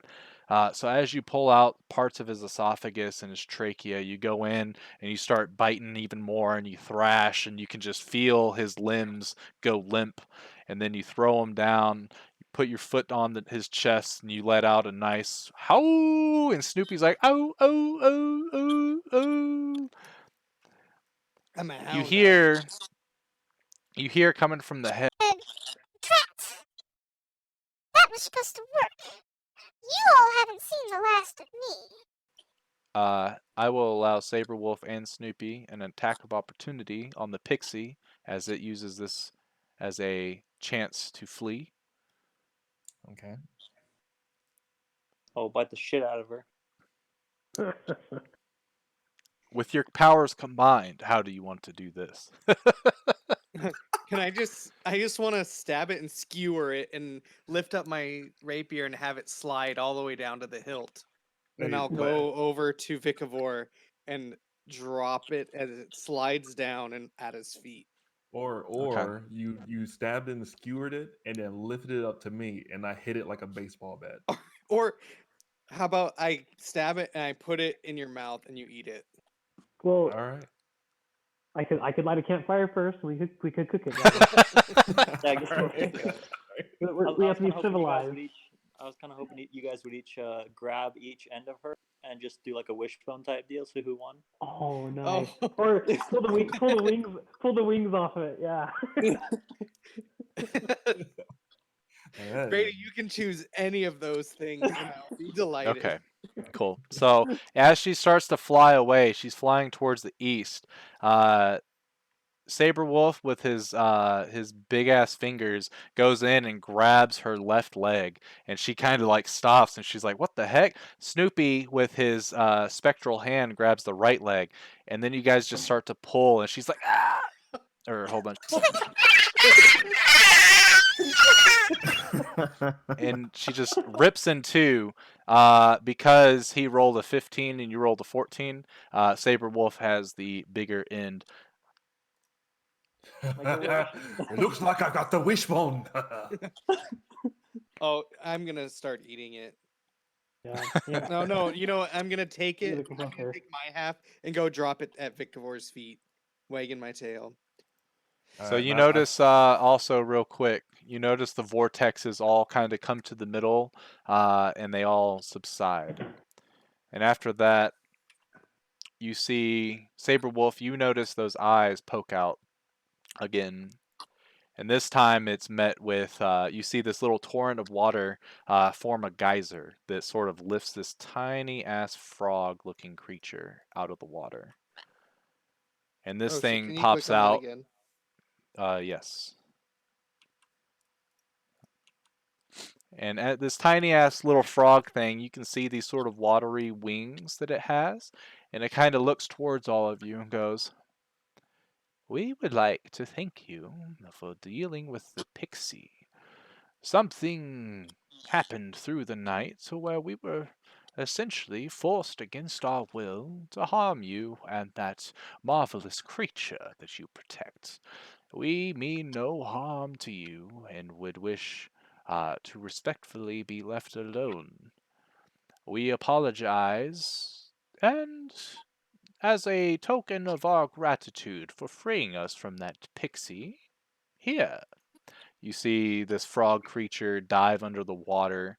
You can see its tiny little shadow for but a moment, and then it disappears. Afterwards, you see like this large sort of shadow starting to appear, and then it pops in right here by you, Saberwolf. And these tendrils, these large tendrils, place a wooden box onto the shore, and then you see the shadow turn back into this little frog, and he comes back in on the geyser, and he goes, "That has been something that the other people that we have unfortunately killed throughout the years, that is what they have left behind. We have no use for it. Fey creatures don't typically care for material things. But essentially, this is our way of thanking you, and hopefully you leave us alone." It's a bomb. Thanks, Kermit. Hmm. Thanks. It doesn't have alright. any sort of facial expression for how small it is, because it is a tiny creature. So you can't tell how it responds to that. But the geyser starts to drift back to the surface of the water, and the little frog gets into the water, and you see its little shadow disappear. You Hold see on. 5 other shadows also disappear underneath the water. Hmm. What were you going to say, Gerald? Hold on. So this frog dude said we saved him?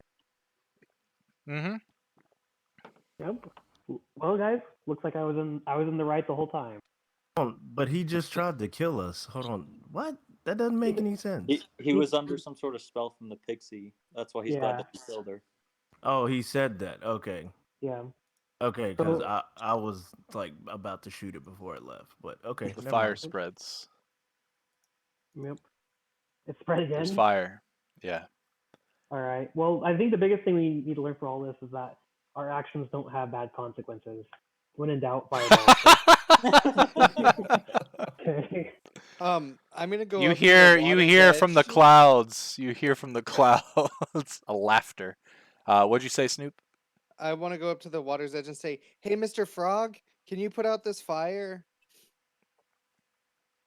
And you see a large shadow appear, and then a big like geyser splat or sprays from beneath the water's surface onto those trees.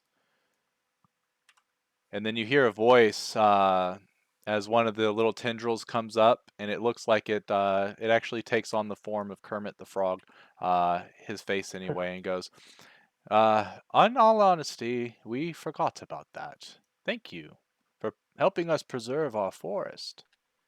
Goodbye." Thank you. And then it goes back into the water.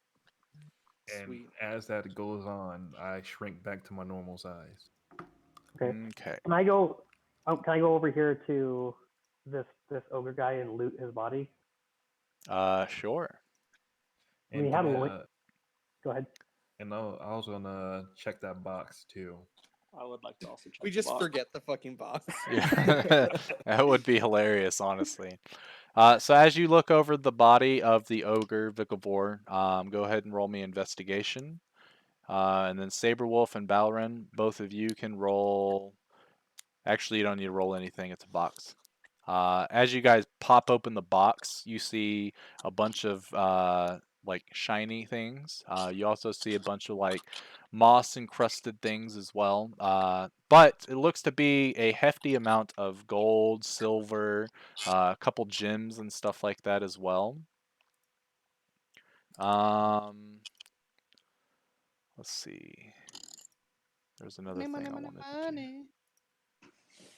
You also see folded up at the bottom of it this sort of, it looks like a cloak of some sort. Hmm. I'll take the cloak because I'm a wrestler. Okay. Well, As you grab the cloak, you feel a surge of magical energy coming from it. Oh man. Oh, it tickles. But all right, and how about we split this 5 ways, shall we? The gold, I mean, money. We might need this to if we run into a nearby town, we need to get some rest. Okie True. dokie. Let's do it. How much was in there again? So you find 110 gold pieces. You find 417 silver pieces. And you also find that cloak, as well as a few different gems, all worth relatively about 50 gold apiece. I'll just type out their names, and then whoever ends up taking them, you guys decide how you want to split them. But yeah, or you guys decide how you split all of this stuff, actually. Okay. You guys want to split it all evenly, right? Yeah, because we all put forth the effort, Sounds good. even though Donovan Saberwolf, have almost you put got. the cape on yet? What does it do? I want. Yeah, I'm gonna put that on right now. So what does it do? So just by putting it on, you don't really feel any different. You can feel the magical energy coming from it, but that's not how you properly identify a. does anybody have the spell Try identify? flying. Alright. I attempt to jump up Superman style, see if it does anything. Nope, you jump normal. The thing so about this cloak is it goes around the shoulders and like you clasp it like around your neck, and then there's like a hood on it. And what you notice is the hood has like two long frills at the end of it. You're noticing also at the bottom part where it drapes, it's almost kind of like the same sort of thing. There's like long little, they almost look like tendrils, almost like a tail, if you will. But when you put on the hood, it looks like, actually, let me just get an image of it. Let me just get an image of it.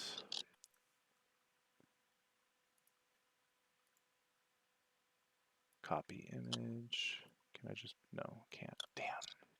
While you're doing that, I revert back to human form. Okay.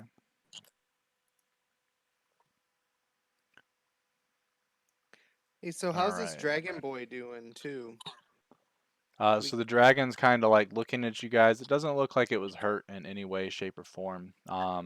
And you can see that there's a big puddle of water.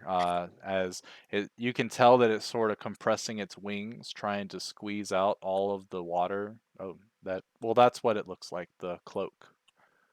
Whoa, oh, cool. Try swimming. Okay, DM Joe. It I'm looks like a yeah, I know, stingray, I know. I'm joking with you. All right. but I might know what it is. So, Oh, oh.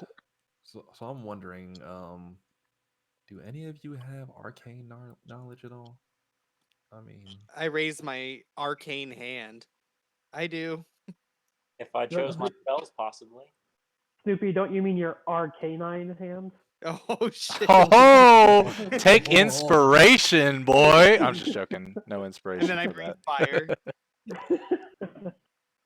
all right. How do you breathe fire? Is because anyone I'm able to identify arcanine. what? Anyone Oh, I able got to you. identify Nice. what kind of cloak this is? I might be able to use it for future battles. You see this old dude walking from the side there. Oh, that guy. I could possibly help you out with that. On whom might you be? I'm As he gonna try starts and like walking, conceal the dragon from this guy. I don't really well, trust. the thing is, when he starts walking, the dragon kind of perks up and runs straight over to him. Well, then There you are. I've been looking for you, little one, little troublemaker. so I'll like come out like kind of following the dragon. Like, is he okay? Yes, he looks to be fine. I appreciate you all looking after him and saving him. He's been missing for a few days. Poor I little think he's just been guy. sleepy in that cave. Hmm? Oh, the cave. Ah, is that your new favorite place to rest, little one? And you see the dragon seems to understand what he's saying whenever he speaks. Let me introduce myself. My name... Let's see, how did I want to pronounce this? My name is Kracho. Kracho. I am the protector of this, wood. And I was feeling the trees with unease in this general location, and now I know why. And he, with sort of like he's got tremors or some shit like that, he points up towards the green ochre. That creature, not very familiar with it. Do you understand, or do you know why? Perhaps it was in my wood, causing a ruckus. I go over to where I dropped the pixie, and then I go and drop it at his feet. And I say, Oh. this was it. But you got one half of it or the whole thing? Half of it. Oh, then. And I flick the other half towards him. Okay, and as they land at his feet, he moves his hand, and you can see roots come from underneath the pixie and sort of sprout up, forming like a small little table, essentially, for him to investigate. And he sort of leans over, and he's like, "Oh, I always knew that Essie was going to be a troublemaker eventually. She had some sort of dark tendencies, if you will. I assume that you all were there when that battle began with the Titanian soldiers and those poor Ciavitas refugees. Actually, he goes up to one of the trees and he places his palm on it. And Snoopy, you being close enough to him, you can see, Donovan, you as well. When he touches the tree, his eyes kind of gloss over, and there's this sort of like dull green light that sort of fills his eye sockets. Ah, so you all were there protecting them. What a good group of folks that we have. Might I ask, why visit the Twisted Wood? When I hear good boys, my tail goes fucking crazy. Well, it doesn't look like we had a choice in the matter. We were all here. In the wrong place at the wrong time. Or the right time, if you might say. I agree with the right time sentiment. You helped essentially protect my little one here. I have created this little one, for I do not have much time, I do not believe, left, and I need something that when it grows older will be strong enough to take my place as defender of these woods. Unfortunately, though, I have I am seemingly running out of power. These Titanians, they keep taking down our trees, using them for their weaponry and resources. They're starting to starve the forest of everything that it needs, taking away but not replanting. I've lost a great deal of power since this war began, mostly thanks to the Titanians, although I am aware of the other threats around the world. You all wouldn't perhaps be willing to help save my forest with me, would you? Oh boy, would I. Depends. What are we gonna get back for it? Well, I guess if you require an award, I could think of something. But you have to understand, this forest is everything that I have. I don't have much monetary possession, nor material possessions either. But perhaps I could find a way to compensate you based on how good of a job you do. You don't happen to have a dragon that you could compensate us with, do you? No. This little guy will stay here, and I will nourish him until he is full grown, ensuring that he understands everything he is tasked to do, as I am the one that gave him life. Unfortunately, dragons are a peculiar breed. Their young ones seek their mother if they're not nearby, and this little guy does not have one. All right. Essentially, his mother is the forest itself, and I the father. But he will not understand that until he gets a little older, probably teenager, something like that. But that'll be a couple 100 years or so. All right. I'm gonna move closer to Baller and or actually, sorry. Earlier, what happened with my investigation roll with the ogre? Oh yeah, I forgot all about that. Sorry, there's one other thing I Let's wanted see, to you do. rolled 17, yeah. What you found were a bunch of like wood totems. You found a lot of bone carvings, and they all have sort of like these runes inscribed on them. But as you look at them, they look to be of Fey origin, and you not being a master of Fey knowledge, currently do not know how to decode them. He also has his giant tree trunk club that none of you in your current state could probably wield alone. Okay. Do Unless I do make those myself huge again. do those runes have writing on them at all? No, runes are like it's like a drawing. So like think of like fragments of bones with sort of like this paint on them in the form of a rune. As you touch them, they don't seem to bear any sort of like magical properties or anything. It's almost like when people like put those little dream catchers in their car. They don't do shit. They just make you feel safe. Yeah. All right. Question: does his head, you said, was like the cage?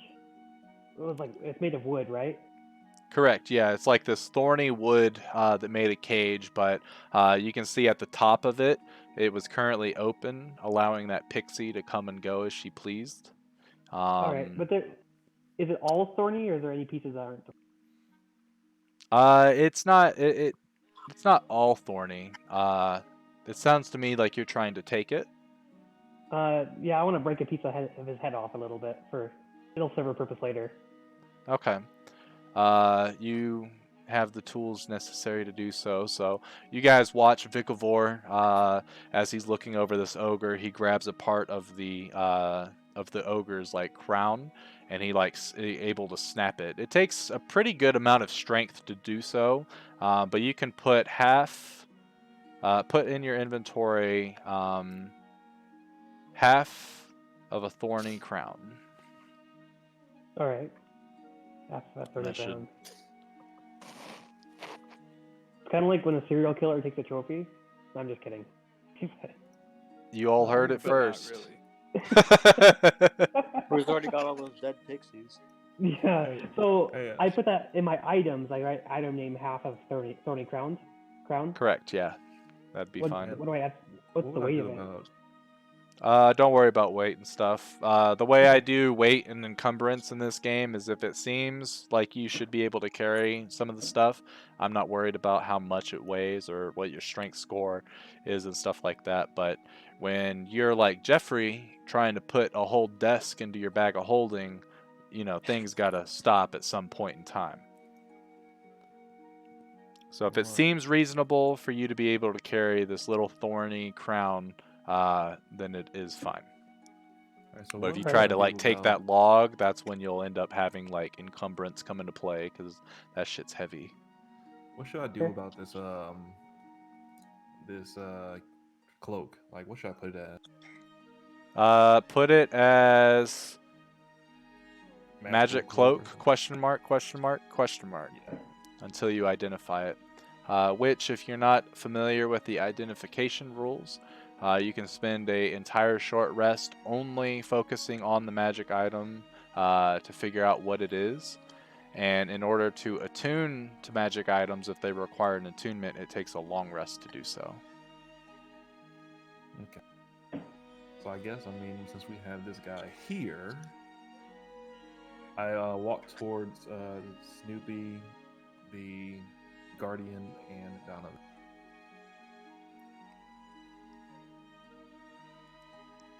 And I'm going to question him. Oh, it's a coded question. What you say you happen to know what this cloak is, right? Are you able to identify it for me? Hmm. Hmm. Hmm. Sorry, I'm not familiar with that spell. But I'm sure if you take a little time to toy with it, you'll figure it out. Judging by the way that it looks, I would try putting the hood on and going for a little swim. I might just try that. Alright, I'll be back. And then I put the hood on and jump into the water. Okay, as you dive into the water, you're swimming around and you swim fast as fuck. I'll say because you're actually doing the process of what the cloak actually does. This is the cloak of the manta ray. While you're wearing this cloak with its hood up, you can breathe underwater and you have a swimming speed of 60 feet. Pulling the hood up or down does require an action. I will make a little item handout and I'll put it in. If you go to your journal and you go to the magic items, anything that is in obtained 2, that is magic items that you guys have received. So anything in regular obtained, that's the other campaign. So you guys do not have those. Eventually there might be duplicates and stuff like that. But yeah, you can look. You should be able to see all that stuff, and I'm gonna put this in everyone's journal so that you can see it. It should be there now. The way I do it is whoever has the cloak, like at the end of the session, I put a little note in the DM notes of the item to know that it's there. So when you guys are swapping it around and stuff, just be mindful of who actually has it.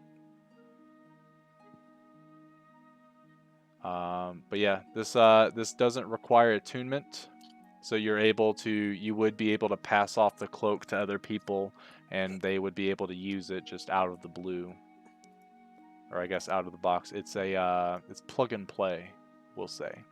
Okay. Alright, cool. I hop out the water and I'm satisfied. See, sometimes it just takes a little bit of testing, and then you're off to the races. Thank you. I wouldn't have guessed that myself. Hey, Mr. Crotcho. You said what is with this creature? Do you know anything about it? Which creature? The dead ogre. one? That guy. Let's take a look, shall we? And he starts to walk over very slowly. He has a movement speed of 10 feet. So it takes him a little while to get over there. But as he does, he looks over. It would seem that this is some special breed of ogre. The thing that doesn't make sense to me, though, is why it's here and why it is as it is. But I would have to guess that perhaps because of the fey energy that emanates in this forest and is all around us and is essentially what brings us life, he possibly got stuck in the Feywild itself, which the energies of the Feywild, should you stay there for long enough, can change your very being. That must have been what happened to this one. And that pixie, Essie, that you said was essentially telling him what to do, maybe she somehow brought him back to the material plane and used him as a puppet for her own bidding. So it's sad to see such a creature changed not on its own actions, but those of others, die a fate that could have been prevented. But that is life, I guess. All right. Mr. I don't know why I want to say Croucho. Croucho? I might change his name if y'all keep calling him Groucho. It's Cracio. Croucho. Cracio. Okay. Mr. Yeah, Cracio, do you Cracio. mind if we all have if my party and I have a private conversation over here? By all means. But I will tell you this. While you're in the Twisted Wood, nothing is truly kept a secret. All right. We just would like to discuss our plans and what we're doing. And I move over this way and I kind of like wave you guys all over here for a second, out of earshot of Croucho. He ends up kneeling down, and you can see the sort of greenish energy coming from his hands as he points it towards this green ogre while you guys do your speaking. All right. I assume Donovan can hear me from here too. But, yeah, Donovan would go over there. Okay. More than likely. That's right. So guys, do we really want to be wasting time here in the forest? Or should we keep moving on and try to get out of here? I think we should help out. Oh, neat. Yes, I think the same, but we need to rest. I feel like we should find a nearby town. See if we can find some equipment. True. I guess my concern is there's a bigger picture at hand here, and the soldiers are bothering him in his forest and chilling wood. So if we are able to solve the bigger problem, it might fix this one too. You do have a point. I think we're making enemies so fast. We need to make some friends. Well, we've made a couple. Mr. Frog is our friend. Those people in the forest from earlier we saved, and this guy now because we got his dragon back. I don't know if he'll be our friend if we just abandon him, though. Oh, okay. All right. So, should we vote on it, or should we just help him? What do you think, Stoopy? I'll let you decide. Why don't we see what he actually has entailed for us, like to help him with? Yeah, like, let's see what we know that. Okay. We know that he wants us to, get them to stop tearing down the forest, but Yes, for the most part. If he's needing help, we'll have to get him some help as well. We're more than happy to help him out, but we're gonna need some help ourselves as well. All right. I will help for now. Sweet. God. I'm gonna move back over to Cracio. Hey, Mr. Not fun. Krato, can you heal people? He seems to be deep in meditation, And as you guys start to approach him, you can see that the roots are starting to come around and grasp and sort of wind their way around this ogre. And eventually it pulls the whole being into the soil. You can see the soil sort of parting and then covering up the body. And once he's done with this, it takes him probably about another 30 seconds after you guys are finished. His eyes come back to normal and he looks down. Proper nutrients for the forest. A great tree will probably sprout there. Whatever dies in this forest always is given back. Cycle of nature. Now that you're all done discussing your secrets, what have we decided?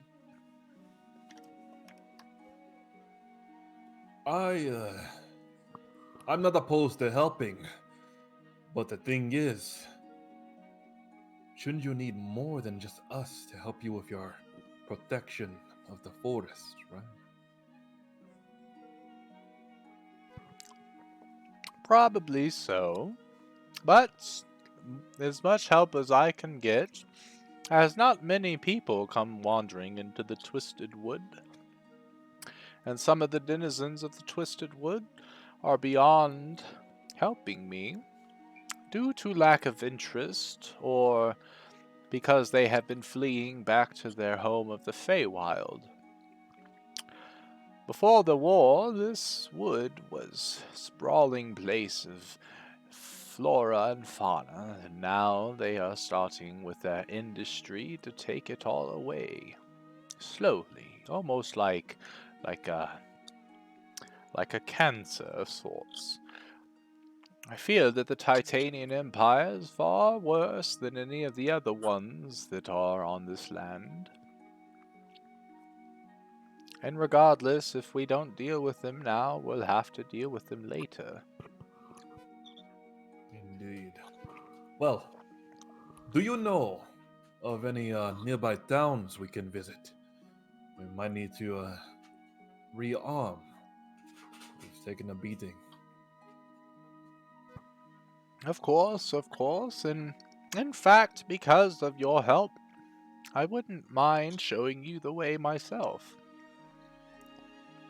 There's a small settlement that is hidden, far from the road, but perhaps there you will find what you need, and they have a bit of magic to them. Maybe they can send you where you want to go. And perhaps maybe you can spread the word that the Titanians are taking over this entire continent and need to be dealt with. Sounds like a plan. Does anybody else agree?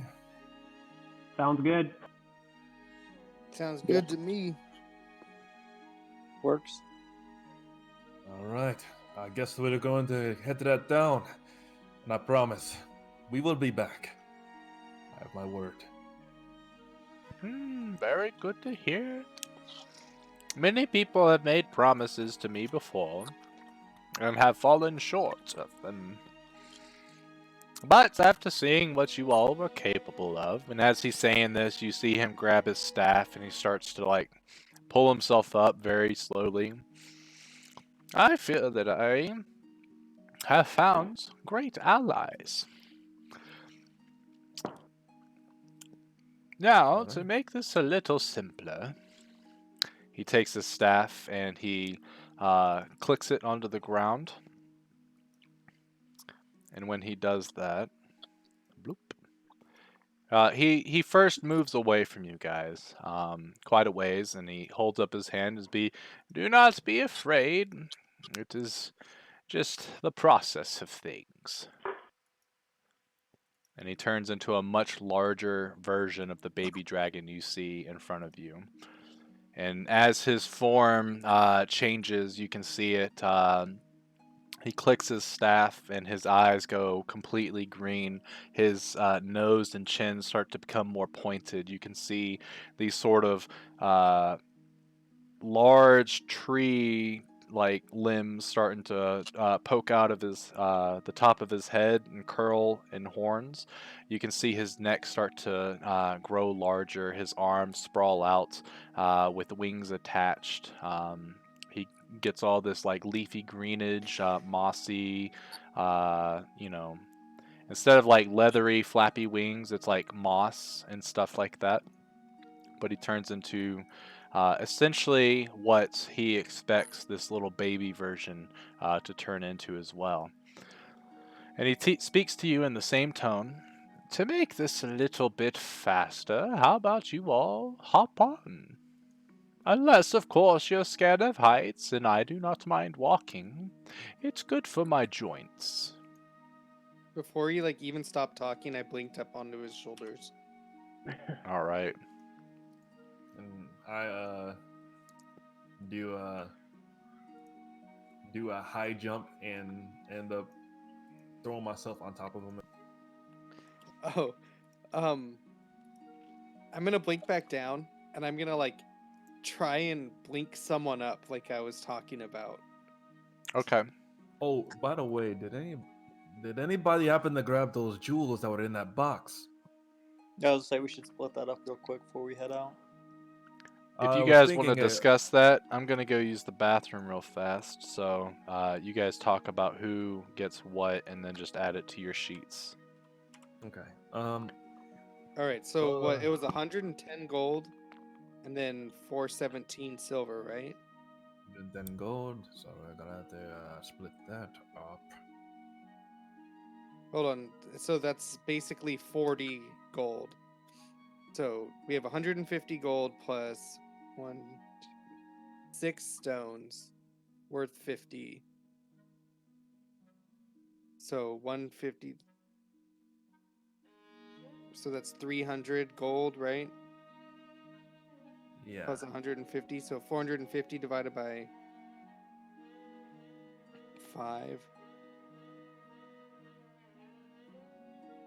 So everybody gets to pick one stone.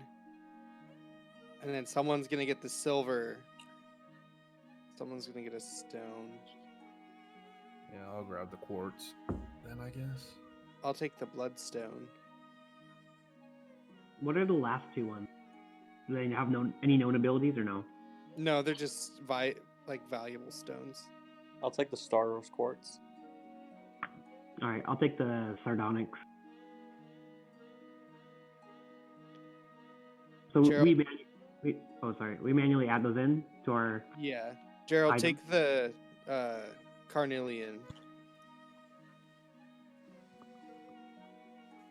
Sardonyx. One. Just one. And then we can keep the cryo praise as a group loot. How about that? Yep. We'll use that one for the good of the party. Okay.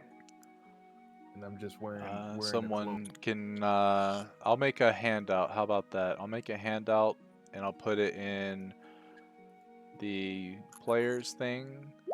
And I'll call it group loot. And I'll give all of you access to it so that you can change it. This will make it a lot easier. I'm going to make sure that the other players from the other campaign don't troll you. Though, that would be hilarious. But also annoying. So we got to split all of this up. So it's 110 gold. So we got to split that up. So it's like 40 a piece. Or no, a little less than 40 a piece. Alright, there's a handout. All of you are able to edit it and look at it and such like that. 22 gold each.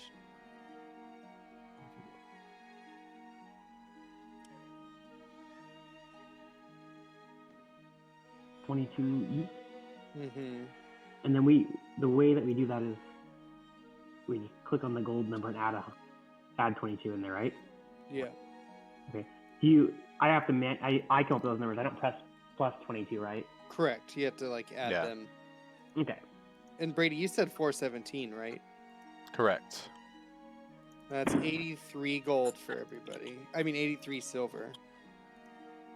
Are the triangles, are those the silver ones? Mm-hmm. Oh no. The one below it. What's the second Wait, one? There's platinum, gold. That one's one that we don't use. It's essentially called Ethereum, I think. No, I can't. Electrum. So the second line is what we're supposed to use, right, for silver? Yeah. As long as you keep one of those silver ones blank, it doesn't truly matter. Just because Okay. you won't be using it, so as long as you're not using one of them, you'll be fine. All right. And 83 silver each. Correct. 2, 4. And that leaves like a couple silver pieces that I don't know. Maybe I think you should have those extra silver pieces for doing the math. Correct. Daryl.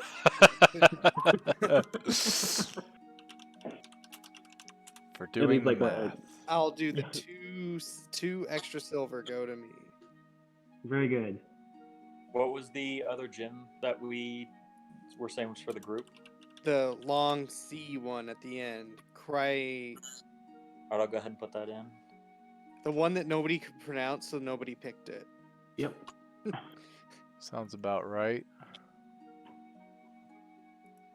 Was it like chrysoprase or something like that? Chrysoprase? Probably. Yeah, it was praise.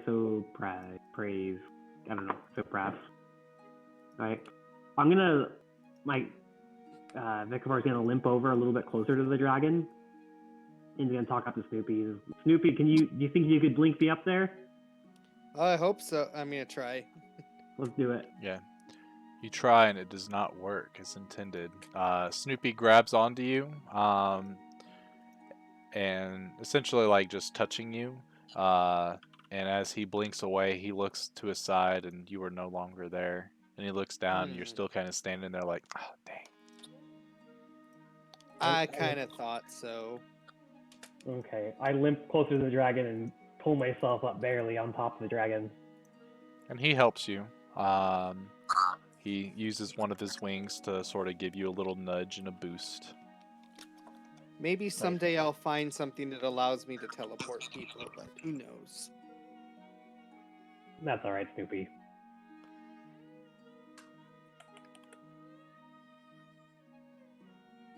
Well then, if we're all strapped together now, are we ready to take off?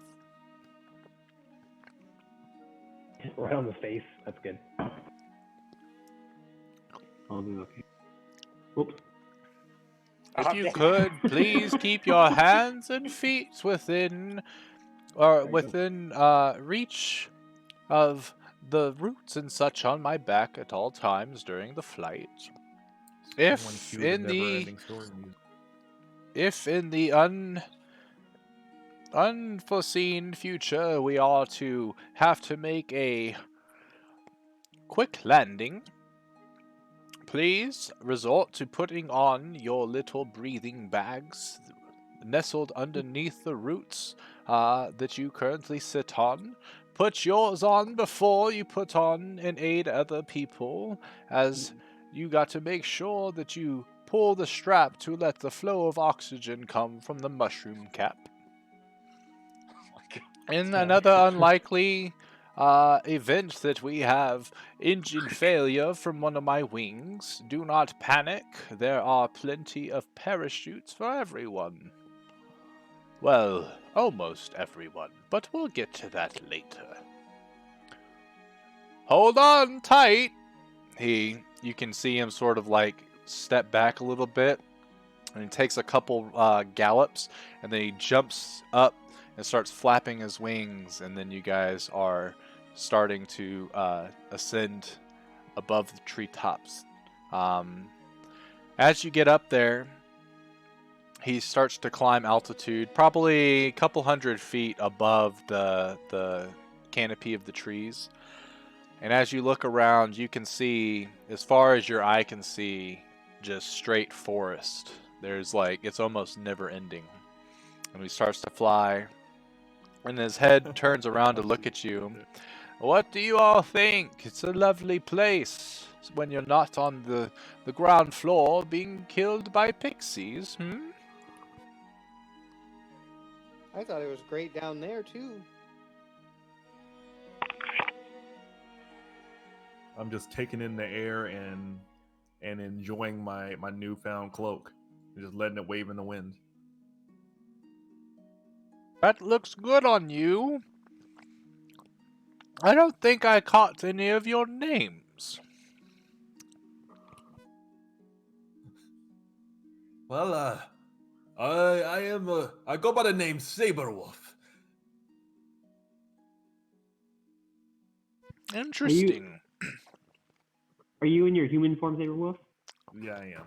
You can Okay. tell I'm like in my wolf form if I like do my my grovelly voice. Okay, yeah, that's what I thought. I was like, that's why he like doesn't have a mask. All right, and I introduced myself to you. I'm Vicavor. I'm Snoopy.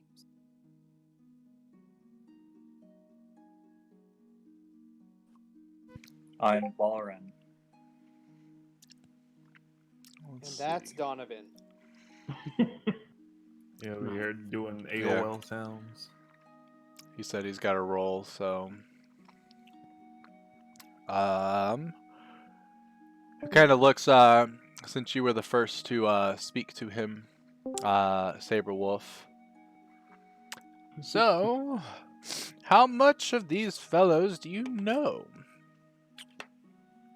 Currently, the only one I know, he's Donovan, but I happened to run into the other fellows and became quite fond of them.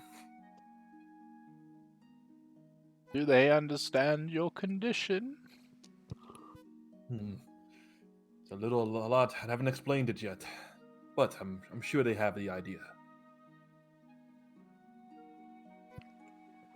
I assume that you're able to change forms freely, which means that the curse is essentially over, somewhat. Or do you still get haunted by dreams of ravenous hunger? Nothing of the sort. I feel human for the most part, aside from the enhanced senses. I only can be in this form for a good 3 hours a day, so I don't have too much longer before I revert back. Well, that is quite nice. I do not meet many lichens that are able to go back and forth as they please. Most of the time, they are dead before they master that power. I'm glad that you're where you're at in your life. Thank you. I appreciate the courtesy, by the way. Thank you for getting us this far. I don't know what we would have did without you. Well, probably would have walked for a few days. Later, Gerald. The See you, man. Adios. And you there, Mr. Vickelboy, you said, correct? that's right. I notice you like to set my trees on fire, and as much as it pains me, I somewhat understand that maybe you don't understand the power you hold, but have you thought of perhaps trying other things before resorting to such dreadful power? It's the first thing that comes to mind. I haven't mastered a lot yet, but it's also That one much of the I can tell. The fire is one of the lesser things that I'm capable of. Interesting. What else can you do if you wish to share? We will see soon in the future. That's all I can say for now. A mysterious one. I will say this. It is always nice to have a secret or two that you can think about on your own terms. But keeping too much from your allies, they may begin to distrust you. But you seem the smart fellow. I'm sure in time your newfound friends will come to trust you as you trust them, to tell them these secrets. That's true. I wonder, being as you look like you've been around quite a while, have you met my master Timar before? Timar, what a delightful fellow. He's come and gone from the Twisted Wood for many centuries, actually. Right. How Has he is been he a friend? doing? He's doing great. He has left me with That with my is- friends here. That is wonderful news. If he entrusts your friends with you and teaching you, then it's probably a good choice. All right. Now, this one is much curious to me. Snoopy, you said, was your name? That's me. Now, I am And of course, able my to head is, speak. like outside of like Yeah, the yeah, and tongue sticking like out. you're out in a window and you're like, I'm Snoopy. Yep. Might I ask, for I am able to speak with animals, but animals typically can't speak back in the same tongue. How is it that you are?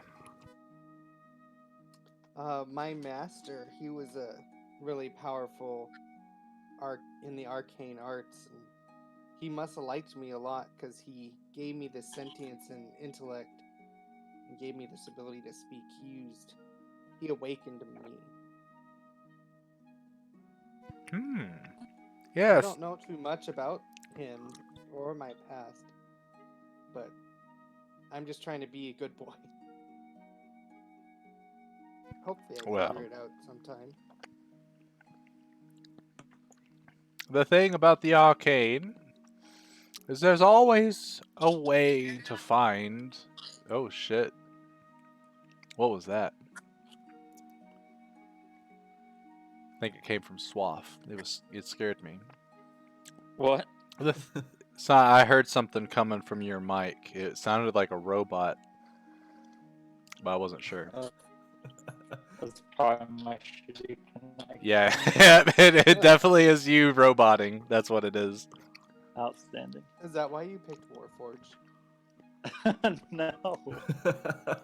Like I said, I don't have to deal with this for a little longer. Another couple sessions and it should be all fixed. Nice. The thing about the arcane is, depending on how you use it, there's always a way to find out things about the past. Do you know much about the weave of magic? Since I don't even know what you're talking about, I'm gonna say no. Well, count this as a lesson that your master should have taught you. Magic flows through a different facet, almost an energy unlike anything we perceive with our eyes, known as the weave. In order for you to cast your spells, in order for your master to turn you into an awakened canine, as you say, he has to manipulate this weave in order to make it do his bidding, essentially. And the thing about it is, if you can find the place where he did this experimentation,